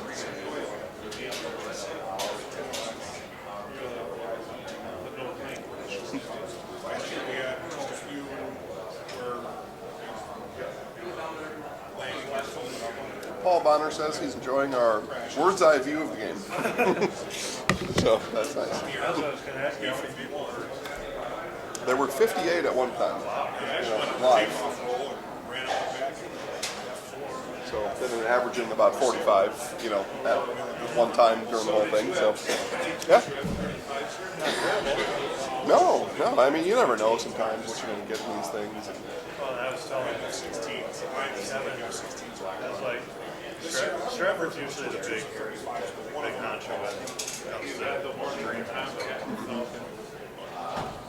Yeah, the military this year was as good as I We put it out there, and people can, I mean, obviously if you can get to TV, you'll do it. Yeah, all of the cargo planes, C5 and C17 are huge. Yes, they are. In fact, when they backed I forgot what before, when they backed when they parked the C5, they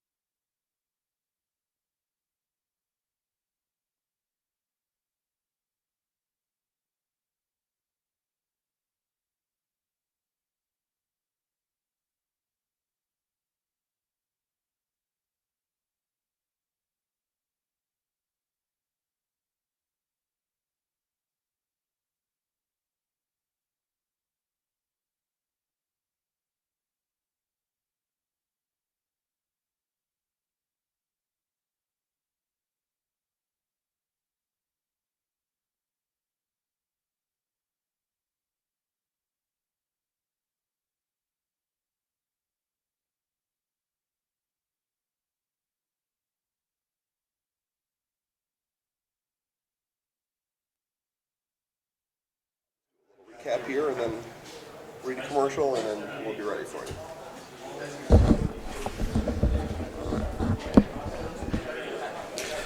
Hi guys, Jason Zaleski here again alongside Steve Maves, Kevin Bargender, and Sean Cordy. We are just about set here for the second half. Thank you all for joining the ride. It's been a pretty fun ride here as it's a 15-14 halftime advantage for the Edgar Wildcats. They are on top of the Blackhawk Warriors as we get set for second half action. We'll take you through today's stats, and we will start with the home. The Blackhawk Warriors, 124 yards rushing, just 20 yards passing, 144 yards overall. They are 5 of 8 on third down. Critical third down conversions here in state championship football is a stat to keep an eye on and pay attention to today. They're winning the time of possession battle, 15 minutes and 32 seconds of the first 24.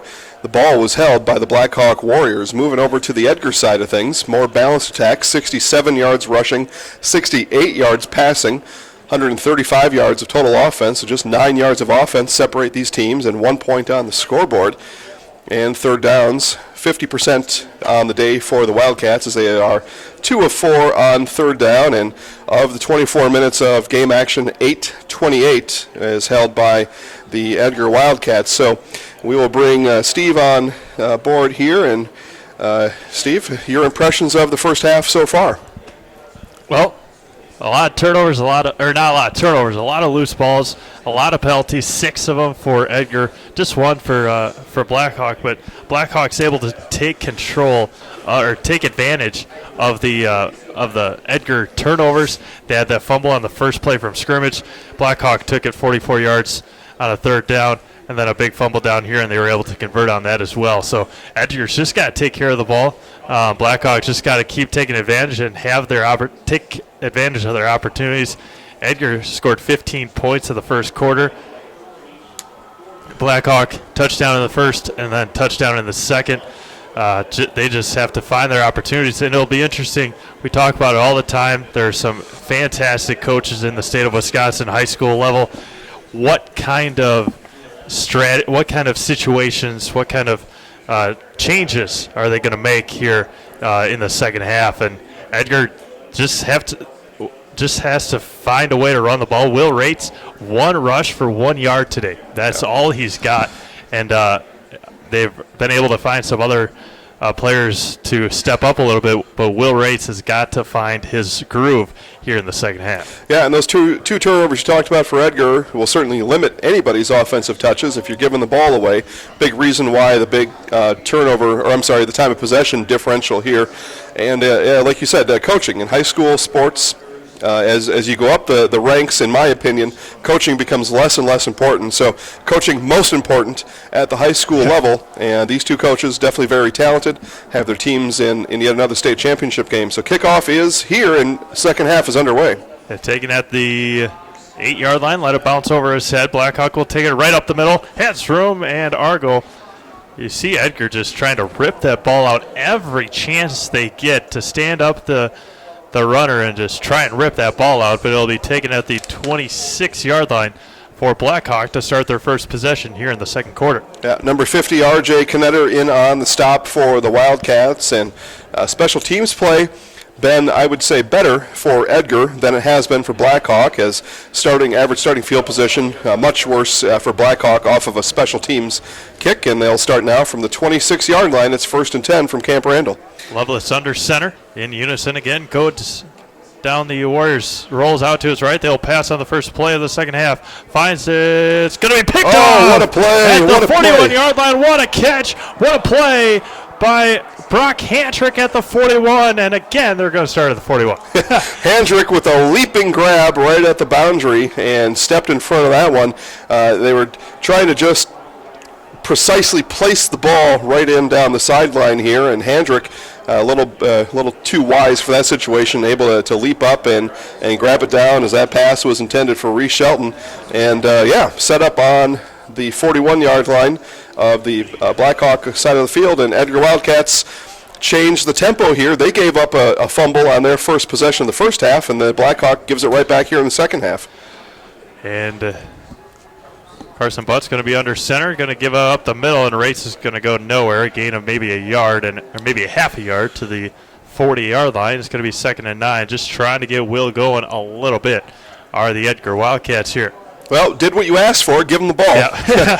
And he doubled his carries for the game there in just that one carry from 1 to 2. But it was a gain of just 1 as the Warrior defensive line was ready for that. And again, one thing we're keeping an eye on here, a much more depth on the Edgar side of the ball. Yep. We'll see if that has any impact on this game here in the second half. No impact shown thus far. Drew Gooden, the receiver near side, under center again will be Butt, split backs behind him. And going to hand it, this time going to go reverse, and jet sweep gets it around the 38-yard line. It looks like Kyle Brewster. Yeah, might have had more to the outside here as Colby Kressbach was leading the way to the outside. He cut it back inside, saw something he liked better than that. But I'll tell you, there were no Warriors on the far side of the field. I think if he would have kept on rolling to that outside, and you can always say this from up here, but yeah, he had a lot of room to run to the outside. Instead, it's a 2-yard gain on 2nd down, bringing up a 3rd and 7. It's going to be a big opportunity right now for Blackhawk to force a 4th down for Edgar. Drew Gooden splits out to the far side as the receiver. And under center again will be Butt. Split backs behind him. Tight end near side. Split tight end to the far side. Going to hand it. No, roll out to his right. Has the receiver open at the 10-yard line. And Gooden drops it again. Had it in his hands. Yep, had it in his hands and just let it out. The pass, he was led maybe just a hair too much, but had it in his hands. We'll see when they show the replay here. As we see the replay going on here at Camp Randall, but a nicely placed ball there by Butt. And, had it right in his hands and slipped right through. 4th down now upcoming for Edgar. If he would have had his check down, Mason Stout was open for a couple of seconds across the middle, but didn't want to risk anything there and tried for the home run ball, and again went right through his hands. Perfectly placed ball. So Edgar's going to have to punt from Blackhawk's 38-yard line. Bit of a squander. Yeah, it's going to be a fake punt, and Blackhawk was ready for it. What a defensive job by the Warriors. They were ready for it. They did not have anybody back to receive. They knew that it was coming. Lovelace was up for the Warriors, and he sniffed that out right away, and him and about 4 other Warriors found that. They called fake right away and able to sniff that out. So not only was it a blown opportunity off of the turnover, but then a double blown opportunity as the fake went nowhere. And all things told now, 4 plays run by the Wildcats, and Blackhawk really back almost where they started after the kickoff to start the second half. 1st and 10 for Blackhawk now at the 37-yard line with 10 minutes to go here in the third quarter. State championship game, Division 7 off near side. That's going to be Argyle. Falls past the 40 to the 41-yard line. And taken down by a host of Wildcats. Yeah, it looked like number 62 there will Matt Hoyt again in on the tackle for Edgar, and he led the way there for that Wildcat stop. It was a gain of 4, and again just these Blackhawk Warriors standard issue run, handoff, run it straight ahead. That one came off of the tackle here to the near side, so a little bit wider of a run, but nothing fancy going on for the Warrior offense. Wide receiver near side, and a couple split tight end, also near side, split backs behind Lovelace. They're going to give it to Argyle again. Same play, near side, going to get ripped down around the 44-yard line, a gain of 3, and it's going to be 3rd and 3 from the 41. Wildcats a little bit more ready that time, and again, Matt Hoyt leading the way for the Wildcats. Back-to-back tackles for Hoyt, and Warriors in a manageable 3rd and about 4 here. Edgar looking for the stop as for this quarter anyway. The back is with the wind, and into the wind go the Warriors. Now they haven't shown any special teams kicking abilities as far as a field goal kicker, but still, you want to make hay while you can while the wind is with you. Lovelace under center again, a big 3rd down here for the Warriors. They're going to give it up the middle. Argyle's going to fall past the 45 to around the 46-yard line. This will be close. They'll need a measurement here, I think, to sort this one out, as a couple players are tangled up here on the near side as Gooden for Edgar and number 63 Avery Baumgartner were playing a little tumble on the side here and just having some fun on the football field, I think. And it's going to be 4th down and a half a yard for the Blackhawk Warriors. As you can see the arrow from the first down marker on the far side, just on the right side of the 47-yard line, and they have it on the left side of the 47-yard line. And it's going to be 4th down and a yard. Well, Stephen, in a close game, a 1-point game, any 4th and short's a big play. So we got our first big play here in the second half. This is a big one here for both teams. Yeah, they run up to the line of scrimmage, and Blackhawks going to have to use a big timeout here with 8:09 to go. The back judge was starting to count on the play clock, so they'll take a timeout on the field, and also they'll have a immediate timeout. But when we come back with 8:09 to go in the third quarter, Edgar 15, Blackhawk 14, it'll be a 4th and 1. Scotty's Pizza and Chicken in Marshfield is today's pizza delivery choice for you. Scotty's is the world-famous home of the bacon, broccoli, and cheese pizza, along with other specialty pizzas to choose from. Chicken, salads, sandwiches, and a kids' menu makes Scotty's Pizza the easy choice for the entire family. November is Hawaiian Chicken Month, and that means 20% off. See the menu online at scottyspizza.com or call 715-384-8118. Scotty's Pizza and Chicken. So, Steve, you spent some time in Hawaii. Have any pineapple and chicken pizza while you were in Hawaii? Definitely had pineapple. That's a must. We went to Walmart and got a pineapple the first day, and we said this is what we're going to do. And then we ended up going to like a botanical garden. They had stuff there for us. But yeah, that Scotty's Pizza sounds awesome. Well, yeah. Congratulations again to the newly wedded Steve and Lindsay Mays, the new Mr. and Mrs. Here in the neighborhood. A spectacular wedding and a fine event, and glad to be invited and share some time with you. So here we're sharing time today. Yeah. 4th and inches. Big play here, as we mentioned, coming out of the timeout for the Warriors. Yeah, they have a receiver far side, brought in an extra big blocker. They have a number 90, but there's not a number 90 on the sheet. No, there's not. So he's also the kicker, but don't have one of those. So 4th and 1, 8:09 to go. Third like quarter. Quarterback sneak up coming, and it is. Sneak. He's going to fall to the left side. That's a move you see Tom Brady make a lot in the NFL.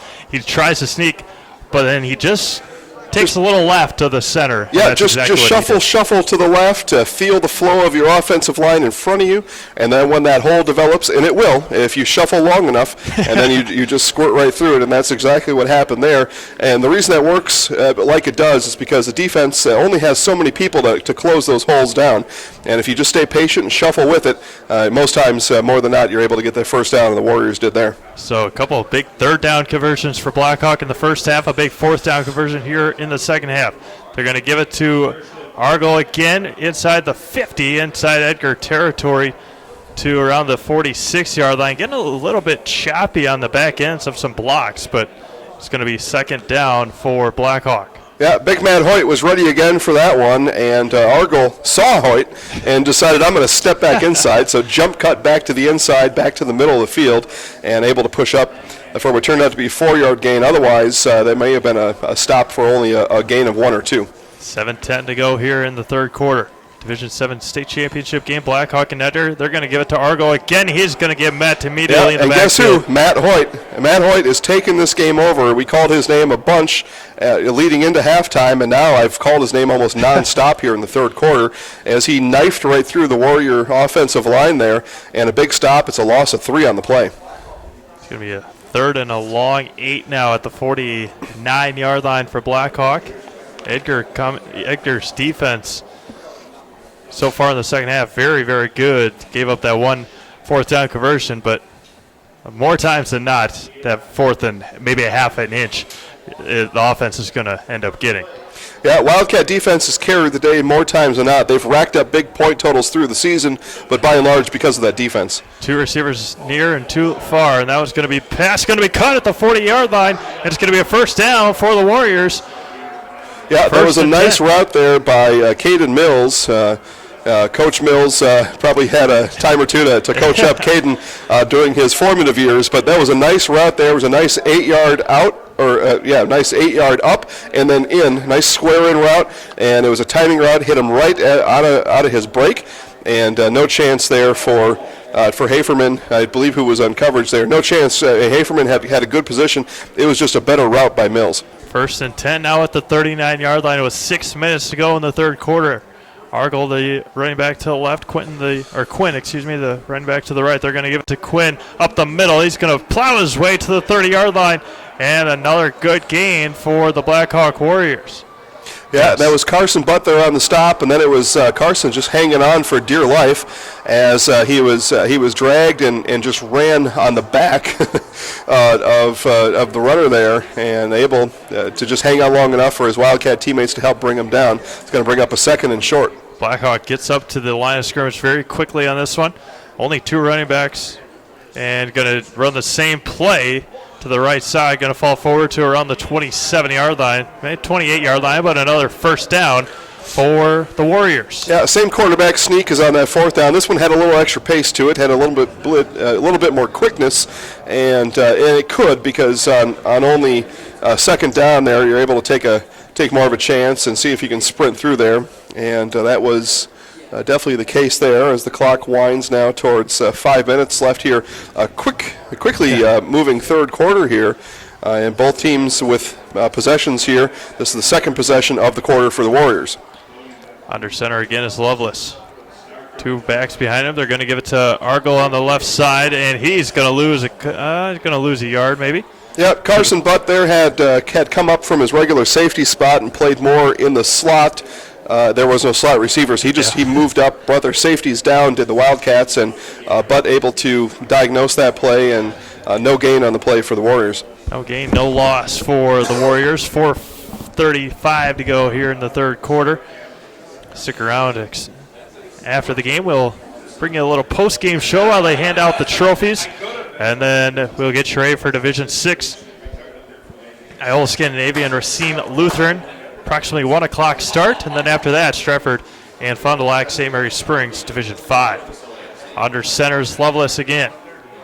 No receivers. They're going to give it to Argyle on the far side. Cuts back to the left, up the middle, has room, runs into his offensive lineman to the 19-yard line.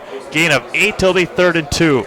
Yeah, again, he stared down the barrel of Matt Hoyt and said, no thanks, let me go the other way. And he did. He sprinted all the way back across the field. Again, Hoyt doing damage here on this near side. If you're looking at the Edgar defense from the quarterback position, he's on the right-hand side of that defense.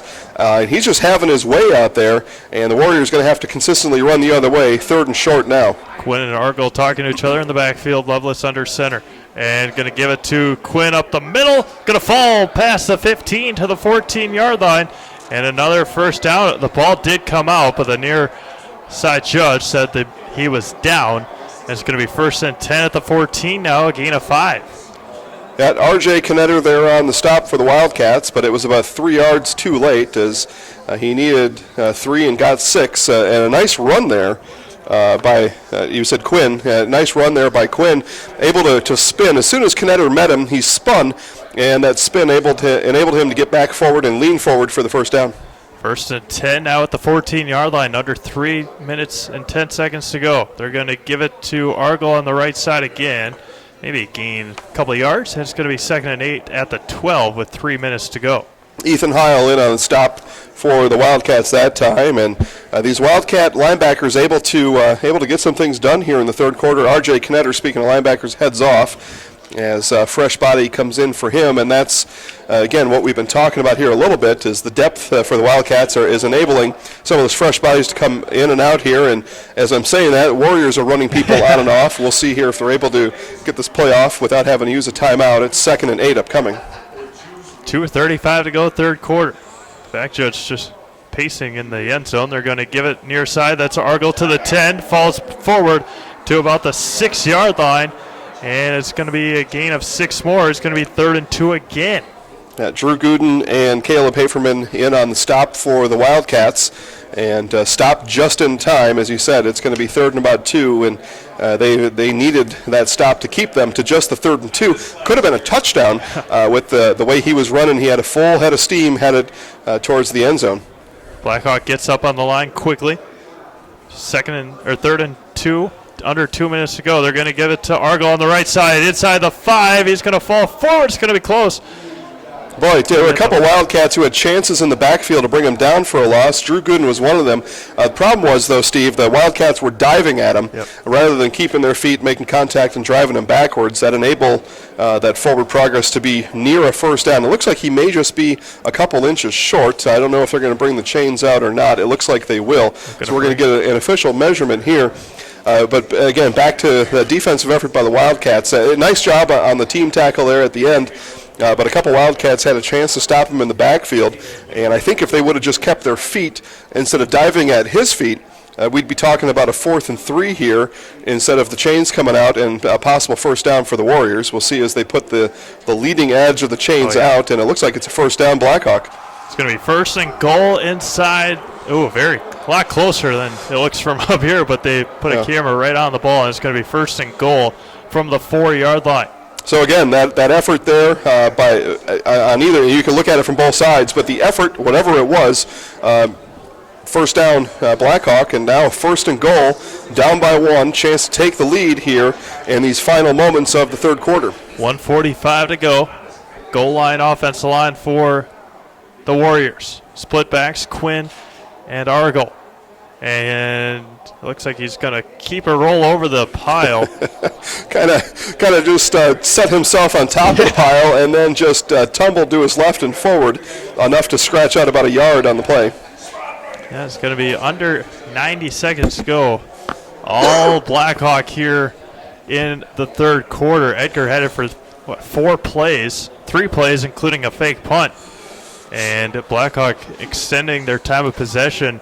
Right now it's at 17:44 to 10:07, but it's going to be much more than that after this drive is over. Wildcat defense has been on the field a long time here in the third quarter. Under a minute to go, second and goal from the 3-yard line. And near side is going to be stood up at the 2-yard line, a gain of another yard. Yeah, again, he was headed for the end zone, and the Wildcat defense gang tackled him right at that last moment there on the bottom of the pile. The first to hit him was number 8, Ty Gooden. And then his teammates come and filled up from behind, including number 44, Braden Baumgartner. And the Wildcat defense now going to have to stand tall as the ball just is resting right outside of the 1-yard line. It's third and goal from the 1. Third and goal, under 20 seconds to go. Play number 17 of the drive. Jeez. Under center is Lovelace. He's going to hand it, and he's going to keep it to the side and in. Touchdown, Blackhawk. Yep, that run option there again, and the Warriors have run that to perfection here, really for the duration of this game, and that's got the Wildcat defense way off balance. He sticks that ball in his running back's gut and pulls it out at the last minute, and when all that is happening, all that Wildcat defense is rushing to that point of attack, and all he's got to do is pull the ball up and walk into the end zone on the far side. 18-play drive, 63 yards. 18 plays, 63 yards, 9 minutes and 54 seconds. Yeah, and they will go for 2 here again to extend the lead out to 22. It's 20-15 now, 2-point conversion upcoming. 12 seconds. They're going to keep it, pitch it out to Argel. He's going to pass it, have him open in the end zone. And he's going to say he caught it. Yeah. That's number 5, Brandon Scheifrel. What a play there. What a play by Schifferl and the rest of the gang there. That play just kind of lasted and lasted and lasted. I mean, that was quite a play, and it takes a lot of patience to run a play like that. And with 12 seconds here, we'll keep it right here. That takes a lot of patience to run a play like that, and it takes a lot of discipline by the defense to stay in their spots. And they let Schifferl just sneak right behind the defensive backfield there in the corner of the end zone, right on the Wisconsin end, that last end in the end zone, and just placed it, the running back did, right in his hands. A perfectly run play, and Blackhawk now up by a full round 7 points, 22-15. Yeah, one heck of a drive for Blackhawk. Again, 18 plays, only went 63 yards, but they took off 9 minutes and 54 seconds, extending that time of possession now to over 15 minutes over the Edgar Wildcats. Well, now the Wildcat offense, I think, is going to be challenged here by by their own coaching staff to go out and respond. I think that defense, I mean, you mentioned all the plays there, 18-play drive. I mean, they were just worn down, wore out. And we talked about that coaching battle coming out of halftime, and the coaching battle right now being won by Coach Corey Mills on the Blackhawk side, as he's kept a nice tempo on the field for his offense. He's kept his defense fresh, the ones that don't go both ways, able to keep them fresh and ready. And it's going to be quite a challenge now for the Edgar Wildcats to respond, and we haven't seen since about 2 minutes into the second quarter a whole lot of offense coming from the Wildcats. Absolutely. Edgar, again, only giving up 3.3 points a game, only 9 points in the third quarter all year, and only giving up 43 points all year. The most they had given up is 20, and that was to Stratford in week 9. They've given up 22 here today. Yeah, and speaking of Stratford, we'll hear them, and we'll talk about them. How's that? We'll talk about them a little bit later this afternoon. Their kickoff against St. Mary Springs and the Ledgers scheduled for 4 p.m. today, and we will bring that game to you live as well. And right in the middle of that, we've got Iola Scandinavia and Racine Lutheran coming up at 1 p.m. But first, we've got 12 minutes and 12 seconds left of this game, and it's a 7-point game. Blackhawk 22, Edgar 15. Kicking off from left to right are the Blackhawks. Again, another scoop kick. It's going to be that was an onside kick, and there's going to be a challenge for the ball on the bottom of that pile. They don't know who has it yet. Right. But consecutive onside kicks here for Blackhawk, and it looks like Edgar is going to umpile with the ball. Right at one of the front linesmen as he was starting to back up to go and block. They kicked it right at him, and luckily one of his teammates fell right on top of it, and that is where the Edgar Wildcats will start. 1st and 10 from their own 47-yard line with 11 seconds to go here in quarter number 3. Yeah, and that was, again, the Coach Mills, he's pulling on all the stops here. He doesn't want the second straight state final appearance to go like it did last year. He's playing to win, and that's what you want to see out of your coach. Pistol formation for Carson Butt. 2 receivers near side, 1 far side. Stout is going to take it on the end. He's going to keep it. Yeah. Faked me out, and a big hit there. The forward progress will take him to the 45, a loss of 2, but that will end quarter number 3. A big hit, big lick coming in by Gunnar Fecking, but that is it here for quarter number 3. It was one touchdown from Blackhawk, and they have a 22-15 lead. We'll be back with quarter number 4 after this. Draxler Transport is committed to providing our customers and drivers with safe, on-time deliveries. Today's economy demands we consistently meet our customers' ever-changing needs. Our customers can be rest assured knowing our top priorities are to represent them and ourselves in the most professional manner possible, while always keeping safety and on-time deliveries our top priority. Draxler Transport, commitment, safety, professionalism. Opportunities at Draxler Transport for $65,000 annually. Apply right now at DraxlerTransport.com. Experience the difference at Badger Title. Badger Title is Wisconsin's first full-service title insurance company. See Badger Title for extensive closing services, title insurance, letter reports, along with construction disbursements and inspections. Since 2001, Badger Title has been serving central Wisconsin with quality work that is second to none. Talk to Cheryl and Davina at Badger Title at 715-389-2900 or visit badgertitle.net. Back to Camp Randall Stadium here on the beautiful campus of UW-Madison. Steve Mapes alongside Jason Zaleski. You're listening to Edgar Wildcats football here on Tri-Media Radio live stream. Sean Cordy and Kevin Bargander down on the field. We'll have game highlights from field level about 90 minutes after the conclusion of this game before. Well, I don't know. What I would just say is before the first on the field, Iola Scandinavia and Racine Lutheran Division 6 state championship. Edgar will have the ball. 1st and 10, second and 12. Yeah, we'll post them to Facebook when we come up here. From the 45-yard line. All the momentum on the side of the Blackhawk Warriors. 3 down linemen back to pass, rolling right as Carson Bott looking for a receiver. And he's going to keep it and fall forward. Maybe gain 2 back, and it's going to be 3rd and 10. Did not have any receivers downfield. Great job by the Blackhawk defense. Going to be 3rd and 10 with 11:40 to go. Okay, yep, just come on up when you're done. Edgar trails by 7 here with 11 and a half minutes to go in quarter number 4, the final game of the season in Division 7. The Wildcats and the Warriors looking for a Division 7 state championship. 2 receivers near side, 1 far side. Carson Button, the pistol formation with Will Rates behind him in motion. And going to play action pass roll out to his left. Look for receiver wide open at the 40 and another dropped pass. Boy, oh boy, Steve, another drop here for the Wildcats. That was a first down, and we'll see as he turns around here, but I believe that was Brock Handrick there with the drop. Uncharacteristic, he caught an interception earlier here in the early moments of the third quarter, but not able to hang on to that one. That would have been a first down for Edgar, and instead, punt team comes on now for the Wildcats, and in a 7-point game, I don't think there's any choice here on 4th and 10. I think you got to punt. Edgar fake to punt on their punt the last time they had the ball. A couple 3 and outs here in the second half. They've only had the ball twice. And back to punt. Argo back to receive. Yep, not quite yet. More procedure penalties here on the Wildcats. And a false I'll tell you, start. they've had 4 punts, and 3 of them they've had a penalty on here in this game. And that is going to be penalty number 7 for 47 yards on Edgar.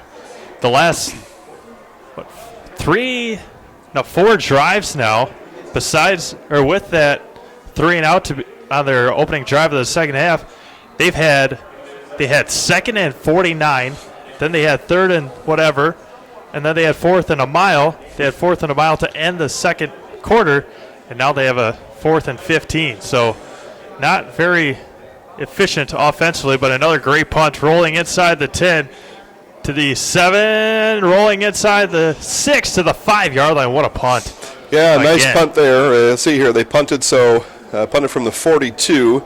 So a 53-yard punt put on there by the Wildcats, and really the only thing they can hang their hat on, I think, really to this point, understood. They've scored 2 touchdowns, but they trail by 7.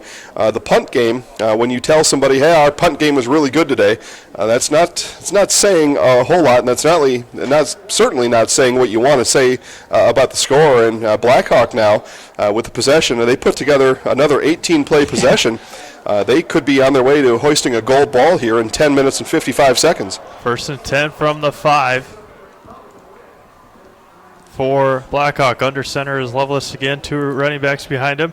And he's going to keep it on the near side to the 10 to about the 15-yard line. And a good run. It's going to be a gain of 9 to the 14. They're going to give him, the 14-yard line. It's going to be 2nd and 1. That option has just got the Wildcats bamboozled here, and they have no answer for it. They're not able to identify when that play is happening, and when they do see it, it's a too little, too late type of situation, and he's already 6-7 yards down the field by the time the defense is able to react to that run option here for the Warriors. One of Edgar's top defensive players, Brock Handrick, was limping off the field after that punt. Have not seen him back on the field yet this drive. Up the middle is going to be another first down past the 15 to the 17-yard line, a gain of 3, and it's going to be 1st and 10 for the Warriors. Just a methodical offensive situation here again for the Warriors. I mentioned that 18-play drive back in the third quarter that brought us down to the 12 seconds left in the quarter, and this is the makings of yet another methodical drive. 3 plays, a first down, 3 plays, a first down, and before you know it, if you're Edgar, you're going to look up and there's going to be zeros on the clock. 1st and 10, 10 minutes to go, 4th quarter. Under center, Lovelace again. They're just going to keep feeding Quinn and Argel, and he falls forward to the 22-yard line and a gain of 5 more. Warrior offensive line, again, just continues to beat up the Wildcat defense as they come out of their stance, and they are 7 yards down the field by the time that the handoff is had, and it's an easy 5, 6, 7 yards at a time here for the Warriors. 2nd and 5 now for Blackhawk. Same formation, 2 split backs behind Lovelace, Quinn and Argel. Edgar trying to get the ball back. It's going to be an option. Lovelace has room to the 30, the 35, 40. tries to rip it out. He falls out at the 46-yard line. First down, Blackhawk on the option read. A perfect read it was for Kyle Lovelace. Patience, patience, patience. He was just so patient waiting for his blocks to develop, much like that quarterback sneak back in the third quarter, except this time he was doing a little bit more than shuffling, but he certainly wasn't running at full speed out to that far side. He was just patiently stepping foot over foot, waiting for those blocks to develop. He saw the hole and hit it, and bam, big gain for the Warriors. First and 10, 9 minutes to go now. Under center, Kyle Lovelace. They're going to hand it to, looks like, Argo again, 50-yard line. And it's going to be a gain of easy money out here for the Warriors right now. 5 yards at a time. Like I said, 5 yards, 6 yards, 7 yards. And it makes that next play call for Coach Mills so much easier. And at this point, the next play call is another run because the Warriors are just able to run the ball right now anywhere they want at the football field here at Camp Randall. It's a run left, it's a run right, it's a run up the middle, and it's 5 yards at a time. It's going to be 2nd and 6, 8:30 to go for Blackhawk. Up by 7. Edgar Wildcats fans trying to get their team a little mojo, and he falls past the 50 to about the 48-yard line, a gain of a pair. Yeah, a little bit better job there by the Wildcat defense. Only let up 2 yards there, and 42, Carson Lemmer in on the stop. He must have come in for Handrick. That must be filling Handrick's spot here on the defense. I don't believe Handrick has come back out after you said he had limped off the field, and that's certainly a loss for the Wildcats. But again, this is a team effort out here, and they're going to need the whole team here and a stop on third down. Big 3rd and 3 for Blackhawk here. Argel, the receiver on the far side. Lovelace under center. Quinn back to his left. Bounces behind his center. He's going to keep it. Fall to the 46-yard line. Yep, and he is not going to make it. Stop short. Ethan Heil in on the stop there. And these linebackers for the Wildcats, I mean, they're just having to put it all out there right now because the offensive line for the Warriors is running over the Edgar Wildcat defensive line. So it's up to these linebackers to make any kind of stop there. And they have consistently made stops here on this drive and throughout the game. But again, Warriors going for the win. They are playing to win with 7:10 left here in the ball game. Offense on the field for this 4th and 2. 4th and 2 from the 46-yard line. 7 minutes to go. Yeah, Wildcats got to have this one here. Under center is Lovelace. Split backs, tight ends near side. And they brought the pressure right away, but Lovelace has it. He's going to fall forward to the 43-yard line. Yep, patience, patience, patience. That run option again. Edgar, again, no answer for it. He was just patient, waiting for that hole to develop. The hole did develop. He burst through it. Needed 2, got 3. It's a first down. Clock stays moving. Chains move ahead for the Warriors. Edgar brought the blitz, but just unable to get home in time. And again, like you said, Lovelace with an incredible patience to find his blockers and find the holes and gain a big first down. Yeah, nothing but impressed here with Lovelace here in this game. He is certainly the team leader out here for the Warriors. First down, and they're going to do it again, and Argel is able to spin around and gain a couple more, maybe a yard and a half. Yeah, they had him stacked up at the line of scrimmage, and he just kept his legs moving and able to, with the help of his offensive lineman, scratch out a yard or 2 there, but it's enough to keep, again, the clock moving as we near 6 minutes, keep the Edgar Wildcat defense moving backwards, and more importantly, keep their 7-point lead and the Edgar Wildcat offense off the field. Blackhawk now with 231 rushing yards on the day. Yeah, Edgar hasn't seen anything like that all year. This is a first for them. Under center is Lovelace again, and he's going to keep it near side. Have room past the 40, inside the 40 to the 37-yard line. Wrapped up there, and it's going to be another big third down for the Edgar defense. Yeah, how about we give some credit here to some specifics on the offensive line here for Blackhawk. And Jake Pressure, number 53. Jake's a 5'10", make sure I get everything right here, 5'10", 220-pound junior, and he led the way there. He was mauling people as the offensive line pushed forward. And again, as I've said before, this Blackhawk offensive line, collectively, the player of the game right now. Yep. Absolutely. They have a unbalanced line. Strong to the near side. Loveless under center, receiver far side. Split backs again. In unison, they go down on the count, and it's going to be Yeah, big stacked play up. there. Great job there by the Edgar Adam defense. Hanneman. Adam Hanneman came through. He busted through, and I said a moment ago, the Wildcats more than ever are going to need their linebackers to come through and make some plays, and Hanneman made one there. It's going to bring up 4th and long for the Warriors. Clock continues to move. Under 4:30, or now at 4:30 to go here in the fourth quarter. First time that Edgar has had that Blackhawk has had a negative play in a very, very long time. 2 punt returners back for Edgar. Yeah, Blackhawk doesn't want to give up the ball at the 41. They know that's Edgar's magic spot there at the 41, where the ball sits now. They will gladly push them all the way back inside the 10 and make them go the entire length of the field. And he's going to take it at the 15-yard line, drops a punt, and it's going to be recovered by Edgar. What another lucky break at the 14. Oh, more than lucky. I don't know who said a prayer for these Edgar Wildcats today, but that prayer on that particular play may have just been answered. Butt muffed the punt, and as he went back to grab it, missed it. As he went to fall on it, missed it, and the ball squirted away. Thankfully for him, teammate number 20, Mason Stout, was Johnny on the spot as Stout was able to fall on it. It looked like number 5, Brandon Schiffrel for the Warriors was really the guy that was in best position. He was best suited to come up with that fumble, but the ball scored away from both him and Butt. Stout falls on it, so Edgar now will start from the 14-yard line. Edgar's got a long way to go, 86 yards to put the ball in the end zone with 4:07 to go. We'll be back after this. Blackhawk 22, Edgar 15. Looking for reliable high-speed internet? Look at Country Wireless. Country Wireless provides reliable high-speed internet to rural central Wisconsin with unlimited data, no usage caps, and speeds up to a blazing fast 7 meg. Want faster? Contact Country Wireless now to see if you qualify for 50 meg service and take advantage of all the internet has to offer. Go to countrywireless.com to get on your way to high-speed internet. Introducing the new way to survive planning a party. Hire Gabrielle Lynn & Company to do all of the preparation, setup, shopping, decoration, and cleaning for you. Gabrielle Lynn & Company is a local party planning business with pricing options to fit any size budget.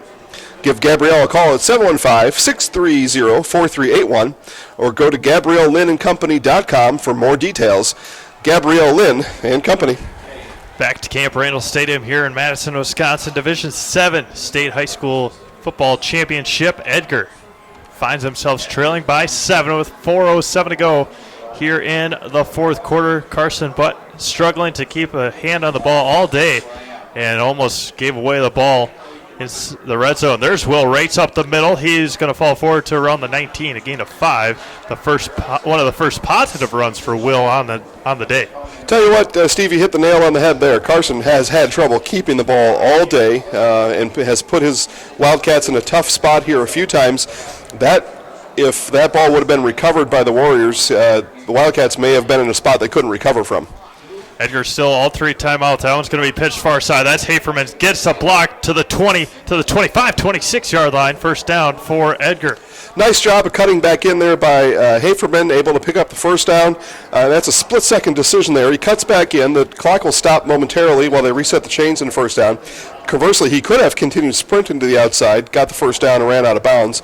As it is, though, clock stops momentarily. Chains are reset. Clock winds now. Ball on the 26-yard line. Far hash. They're going to give it to Rates on the far side. He's going to get stood up and fall forward to around the 29, a gain of 3, and it's going to be 2nd and 7.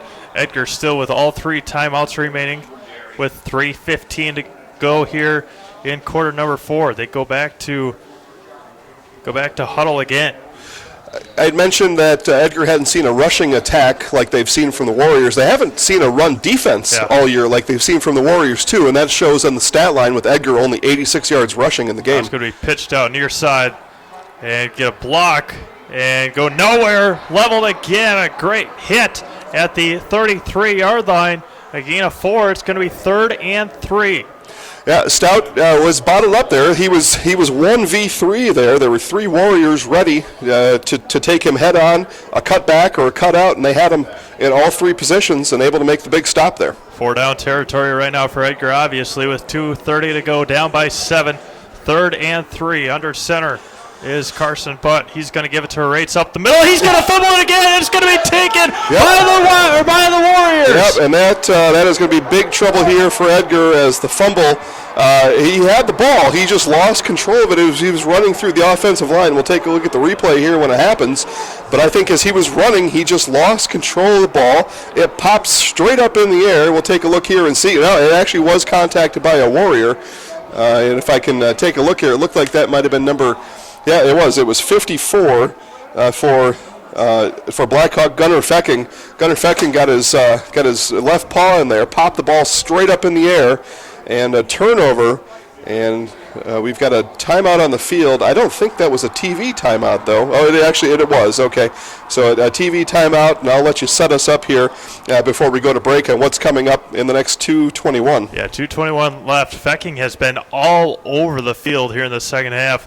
Edgar trailing 22-15, 2:21 to go. Edgar still 3 timeouts. Blackhawk with 2, but it's going to be 1st and 10 for the Blackhawks at Edgar's 39-yard line. We'll be back with the final 2:21 after this. Clear your calendars for December 9th and have an experience like no other. It's the Toys for Tots Piano Guys concert at the Performing Arts Center in Wisconsin Rapids. Join us at this fantastic benefit concert featuring the dueling piano talents of the new Piano Guys to benefit the community of Wisconsin Rapids and Toys for Tots Toy Drive. Go to Facebook now and search for Toys for Tots Piano Guys Wisconsin Rapids. Tickets are available now for this fun event for a great cause. It's the Toys for Tots Piano Guys concert in Wisconsin Rapids. All right, 2:21 left here as both teams are back on the field waiting for the TV to get their ad sponsors on the way. That'll give me and Steve here a chance again to thank all of you for tuning in and listening today. It's pretty exciting football here. Still a close game, a lot to be decided, but Edgar probably going to need to use their 3 timeouts, all 3 of them. And if they were to get the ball back, that's going to set them up on a long field as the Warriors are inside the Edgar 40. So if they do get the ball back, there'll probably be no timeouts, and they're probably going to have almost a length of the field to go. And the defense is responsible for even making that happen. The Warriors trying to run the clock out here and hoist the gold ball in the next 2 minutes and 21 seconds. Yeah, Blackhawk has been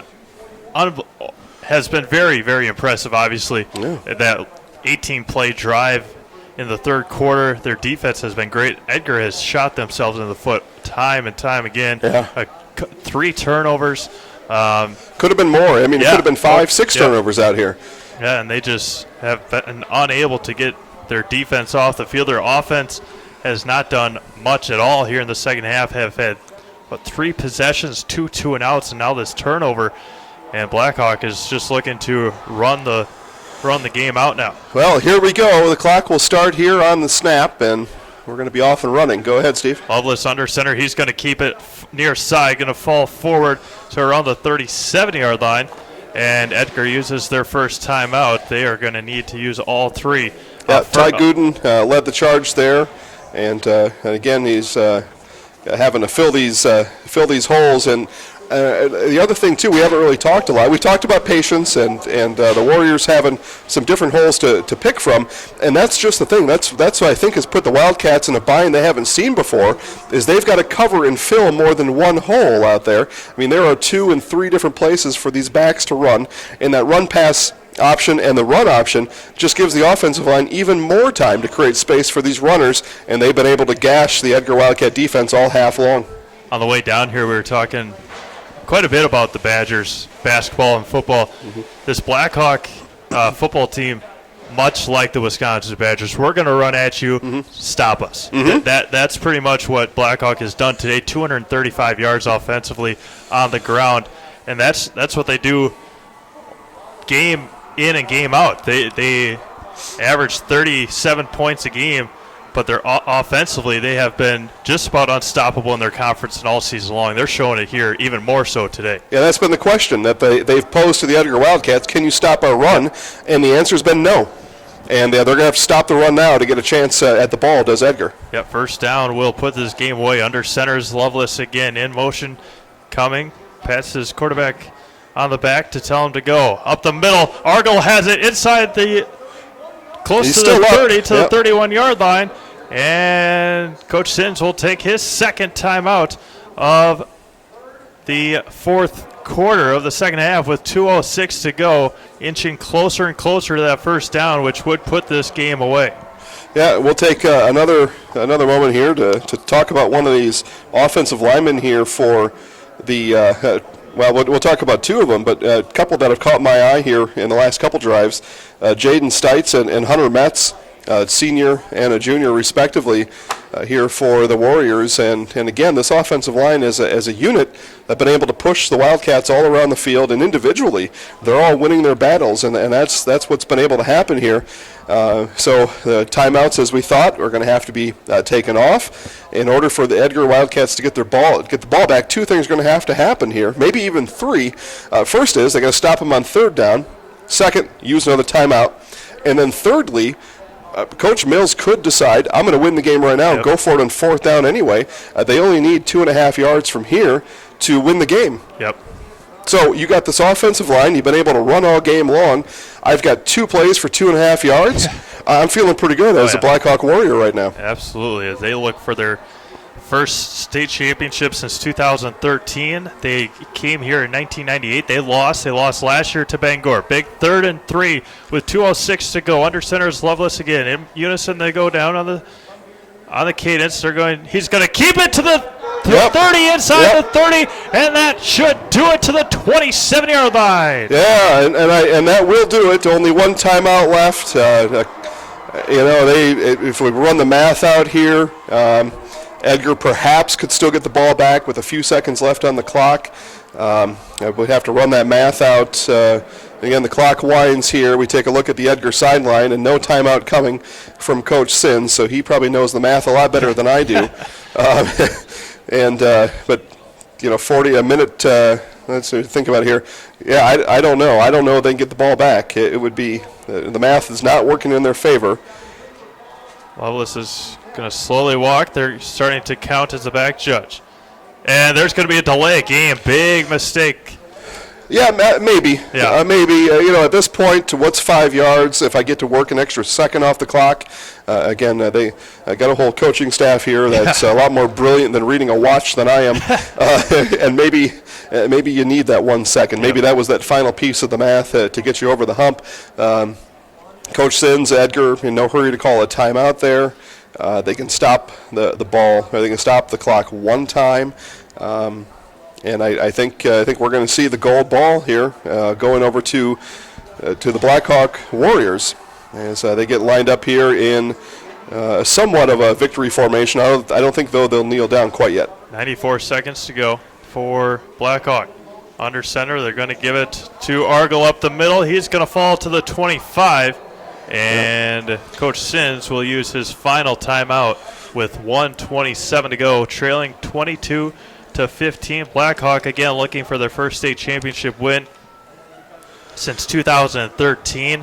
They came in 1998. They trailed. Then they lost last year to Bangor, looking for a redemption or revenge game here and a big win today. I think if I've got my math right here, depending on how long each play takes, I think Edgar could get the ball back, but there would be under 3 seconds left at that point, and that's if one of these plays doesn't go 4, 5, 6 seconds after the handoff. And that's one of the things you may even think about doing here is you don't necessarily run the ball. You are going to kneel, but you're going to take the snap, and with the patience that Blackhawk and their offense has shown all day, one option could be for Coach Mills. You take that snap, and you just kind of hover behind the line of scrimmage, hover, let 4 or 5 seconds roll off the clock, and then kneel down. And if that's the strategy they choose to pursue, they will be the 2018 Division VII champions. 1:27 to go. Don't forget, stick around. We're seeing Lutheran Crusaders, Isle Scandinavia Thunderbirds at 1 o'clock, Stratford Tigers, and St. Mary Springs Crusaders at 4. They're going to give it up the middle, and he's going to keep it as Argyle to the 22-yard line. It's going to be 3rd down with the clock running at 1:15.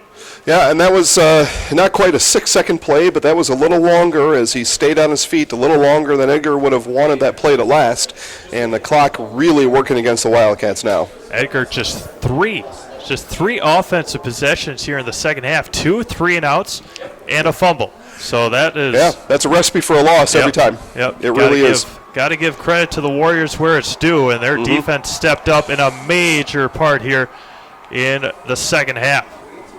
Loveless under center, under 40 seconds or at 45 seconds to go, and it's going to be timeout on the field. Blackhawk, as again they were getting close, and they're trying to milk every second off the clock that they possibly can.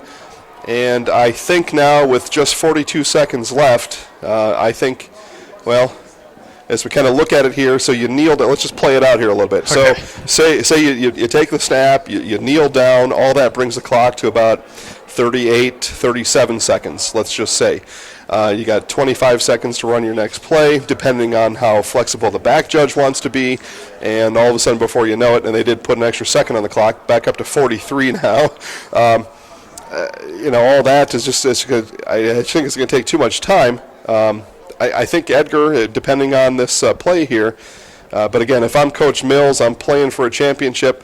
I'm not screwing around with a run up the middle or run outside. I don't want that ball on the ground anywhere, any way, shape, or form. I want to handle that ball right in the backfield and maintain. I want to have my running backs there to protect in case I somehow do lose the ball. I have two of my friends there to fall on it. So we'll see what he does here on 3rd and 5. 3rd and 5, 43 seconds to go. Under center is Loveless again. 255 yards of rushing offense. He's going to give it to Argo on the far side. Bounces out to the 20. He's got it. It's going to be 4th down. Yeah. But 4th and 1.5 with 30 seconds to go. But that should probably do it. Yeah, it certainly should. As they don't start the play clock until right now, and that will do it here. The Blackhawk Warriors, Steve, are the 2018 Division 7 champions. Division 7 state championship will go to the Blackhawk Warriors, their first state championship since 2013. They improved to 13-0 overall. Hugs all around on the near side, on the sidelines, and the got players. A Gatorade bucket on the move here. We'll watch for that as 44. Got a couple of them. Couple of Gatorade buckets. One of them is held by Clayton Stites. One of the, let's see here, Tyler Trime is in on the fun down there. Brady Hagan, and down goes the water. What a moment there for the Warriors. The Blackhawk Warriors of the Six Rivers Conference will be taking home the gold ball here today after a 22-15 win over the Edgar Wildcats. Edgar will be taking home the gold ball as the the finishing second in Division 7 this year. Handshakes going all around. They'll have the presentation of the trophies from from both sides. And we're going to take a quick break, come back, give you the player of the game, and just some thoughts on this game before we get you ready for the Division 6. Again, Blackhawk 22, Edgar 15. Blackhawk is your 2018 Division 7 state champions. Marshfield Family Restaurant on South Central Avenue in Marshfield is ready for their grand opening on November 20th. The new team at Marshfield Family Restaurant has a great menu and a new look at service as this iconic downtown Marshfield restaurant reopens. Marshfield Family Restaurant is also open on Thanksgiving for you and your family to enjoy a no-fuss, no-cleanup Thanksgiving dinner. Marshfield Family Restaurant with their grand opening on Tuesday, November 20th, located at 443 South Central Avenue. A great career is waiting for you at Rail Transport. Don't have your CDL? Get paid to get your CDL. It's even better than free truck driver training. Rail Transport will train you to get your CDL and pay you during the training. You'll be hired on day one, paid $500 weekly, and trained by the leader in the trucking industry. Experienced drivers, you can start at 59 cents per mile. Start your career with a company that invests in you. Go to rail.jobs now and get your career started. Welcome high above Camp Randall Stadium here in Madison, Wisconsin. Again, hugs going all around for the Blackhawk Warriors as they will claim the 2018 Division 7 state championship over the Edgar Wildcats. Blackhawk 22, Edgar 15 is going through some individual stats for the victorious Blackhawk Warriors. Kyle Lovelace, just 29 yards on or through the air, but rushing 259 total yards for the Blackhawk Warriors. Colby Argel, 34 rushes, 109 yards, 3.2 yards per carry. Kyle Lovelace, 15 rushes, 75 yards, and a touchdown. Mitchell Quinn, 9 rushes for 75 yards. He got the scoring started with a 44-yard touchdown run in the first quarter. For the Edgar Wildcats, Carson Butt goes 6 of 9 through the air, 68 yards and a touchdown. Kyle Brewster rushing 3 attempts, 33 yards. Mason Stout, 3 rushes, 30 yards. Will Rates, 5 attempts, 15 yards. And Caleb Haferman, 2 rushes for 12 yards. Carson Butt, 12 rushes for 6 yards and a touchdown. We talked about it coming out of halftime. Which team would make the changes? The defense for Blackhawk was outstanding in the second half. Just 3 possessions for Edgar in that whole second half. Yeah, and Coach Mills, certainly, if you were to talk about, who did this better than this, Coach Mills, he was certainly the best coach on the field today, and knew exactly what it was going to take to win this game, probably identified it into the first quarter while the Warriors were still behind, and that's something else to talk about, too. This was essentially a come-from-behind win for the Warriors as they took the lead back with 12 seconds to go in the third quarter, but they were essentially behind during that time. But you never really felt when the second quarter started, or I never felt, as soon as the second quarter started, that Edgar was going to prevail in this game. You could just see it building and building and building, and Coach Mills took advantage of that, and he likely, him and his coaching staff, continued to inspire and teach these guys at halftime and told them to just stick with my plan. My plan is going to work, and my plan is this. We're going to run the ball, and we're going to run it over here, we're going to run it over there, and he looked at his offensive line and said, we're running it right behind you. You are the stars of this game, and we're going to go out and get a goal ball, and they're hanging on to the goal ball right in the 50-yard line right now. Yeah, absolutely. And again, a team of just 29 players, a high school enrollment of just 99.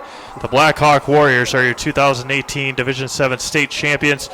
And Edgar heads over to the north end zone to the bleachers, get their pictures taken. But Edgar finishing the year at 13-1 overall, 6-0.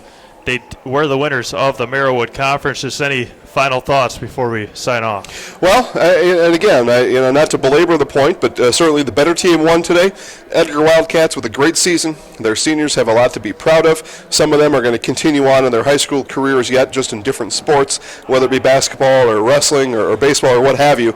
And a lot of good kids in Edgar, and they've got a lot to look forward to, a lot to be proud of. And I know they'll be back in this game probably before you know it, with some of the juniors, classmen down there. But again, the story of the day, all the credit goes to these Blackhawk Warriors as they played this game to perfection, especially in the second half, as they were patient, they took time off the clock, they really understood, they were students of the game of football, and I believe they really understood early on what it was going to take to win this game, knew that they had the tools to do it, and then they just went out and did it. So again, congratulations to the 2018 Division VII champions, the Blackhawk Warriors. Well-deserved and well-earned, and they get now to go back home and fill up that trophy case with a beautiful first-place trophy, and it's one of the most prestigious trophies in the state of Wisconsin, is hoisting that gold ball in whatever sport you're in, and football, with the way popularity is now, a lot of people look to football as their favorite pastime, and so they get to go home now and put that football trophy, that first-place trophy, in their trophy case, and congratulations to them and the rest of their classmates at Blackhawk High School. Again, Blackhawk, state champions, 22-15 winners over the Edgar Wildcats. Edgar finishes the year 13-1 overall. Blackhawk improves to 13-0 overall. Again, congratulations to the Blackhawk Warriors on a Division VII state championship. As the Iowa Scandinavia Thunderbirds are starting to take the field. It got about 25 minutes before the opening kickoff of Division VI. We're going to step aside, take a little break, and get you ready for that game in just a little bit. Again, for Sean Cordy and Kevin Bargander and Jason Zaleski, I am Steve May signing off from Camp Randall Stadium here in Madison, Wisconsin. We'll get you ready for the Division VI state championship game right after this.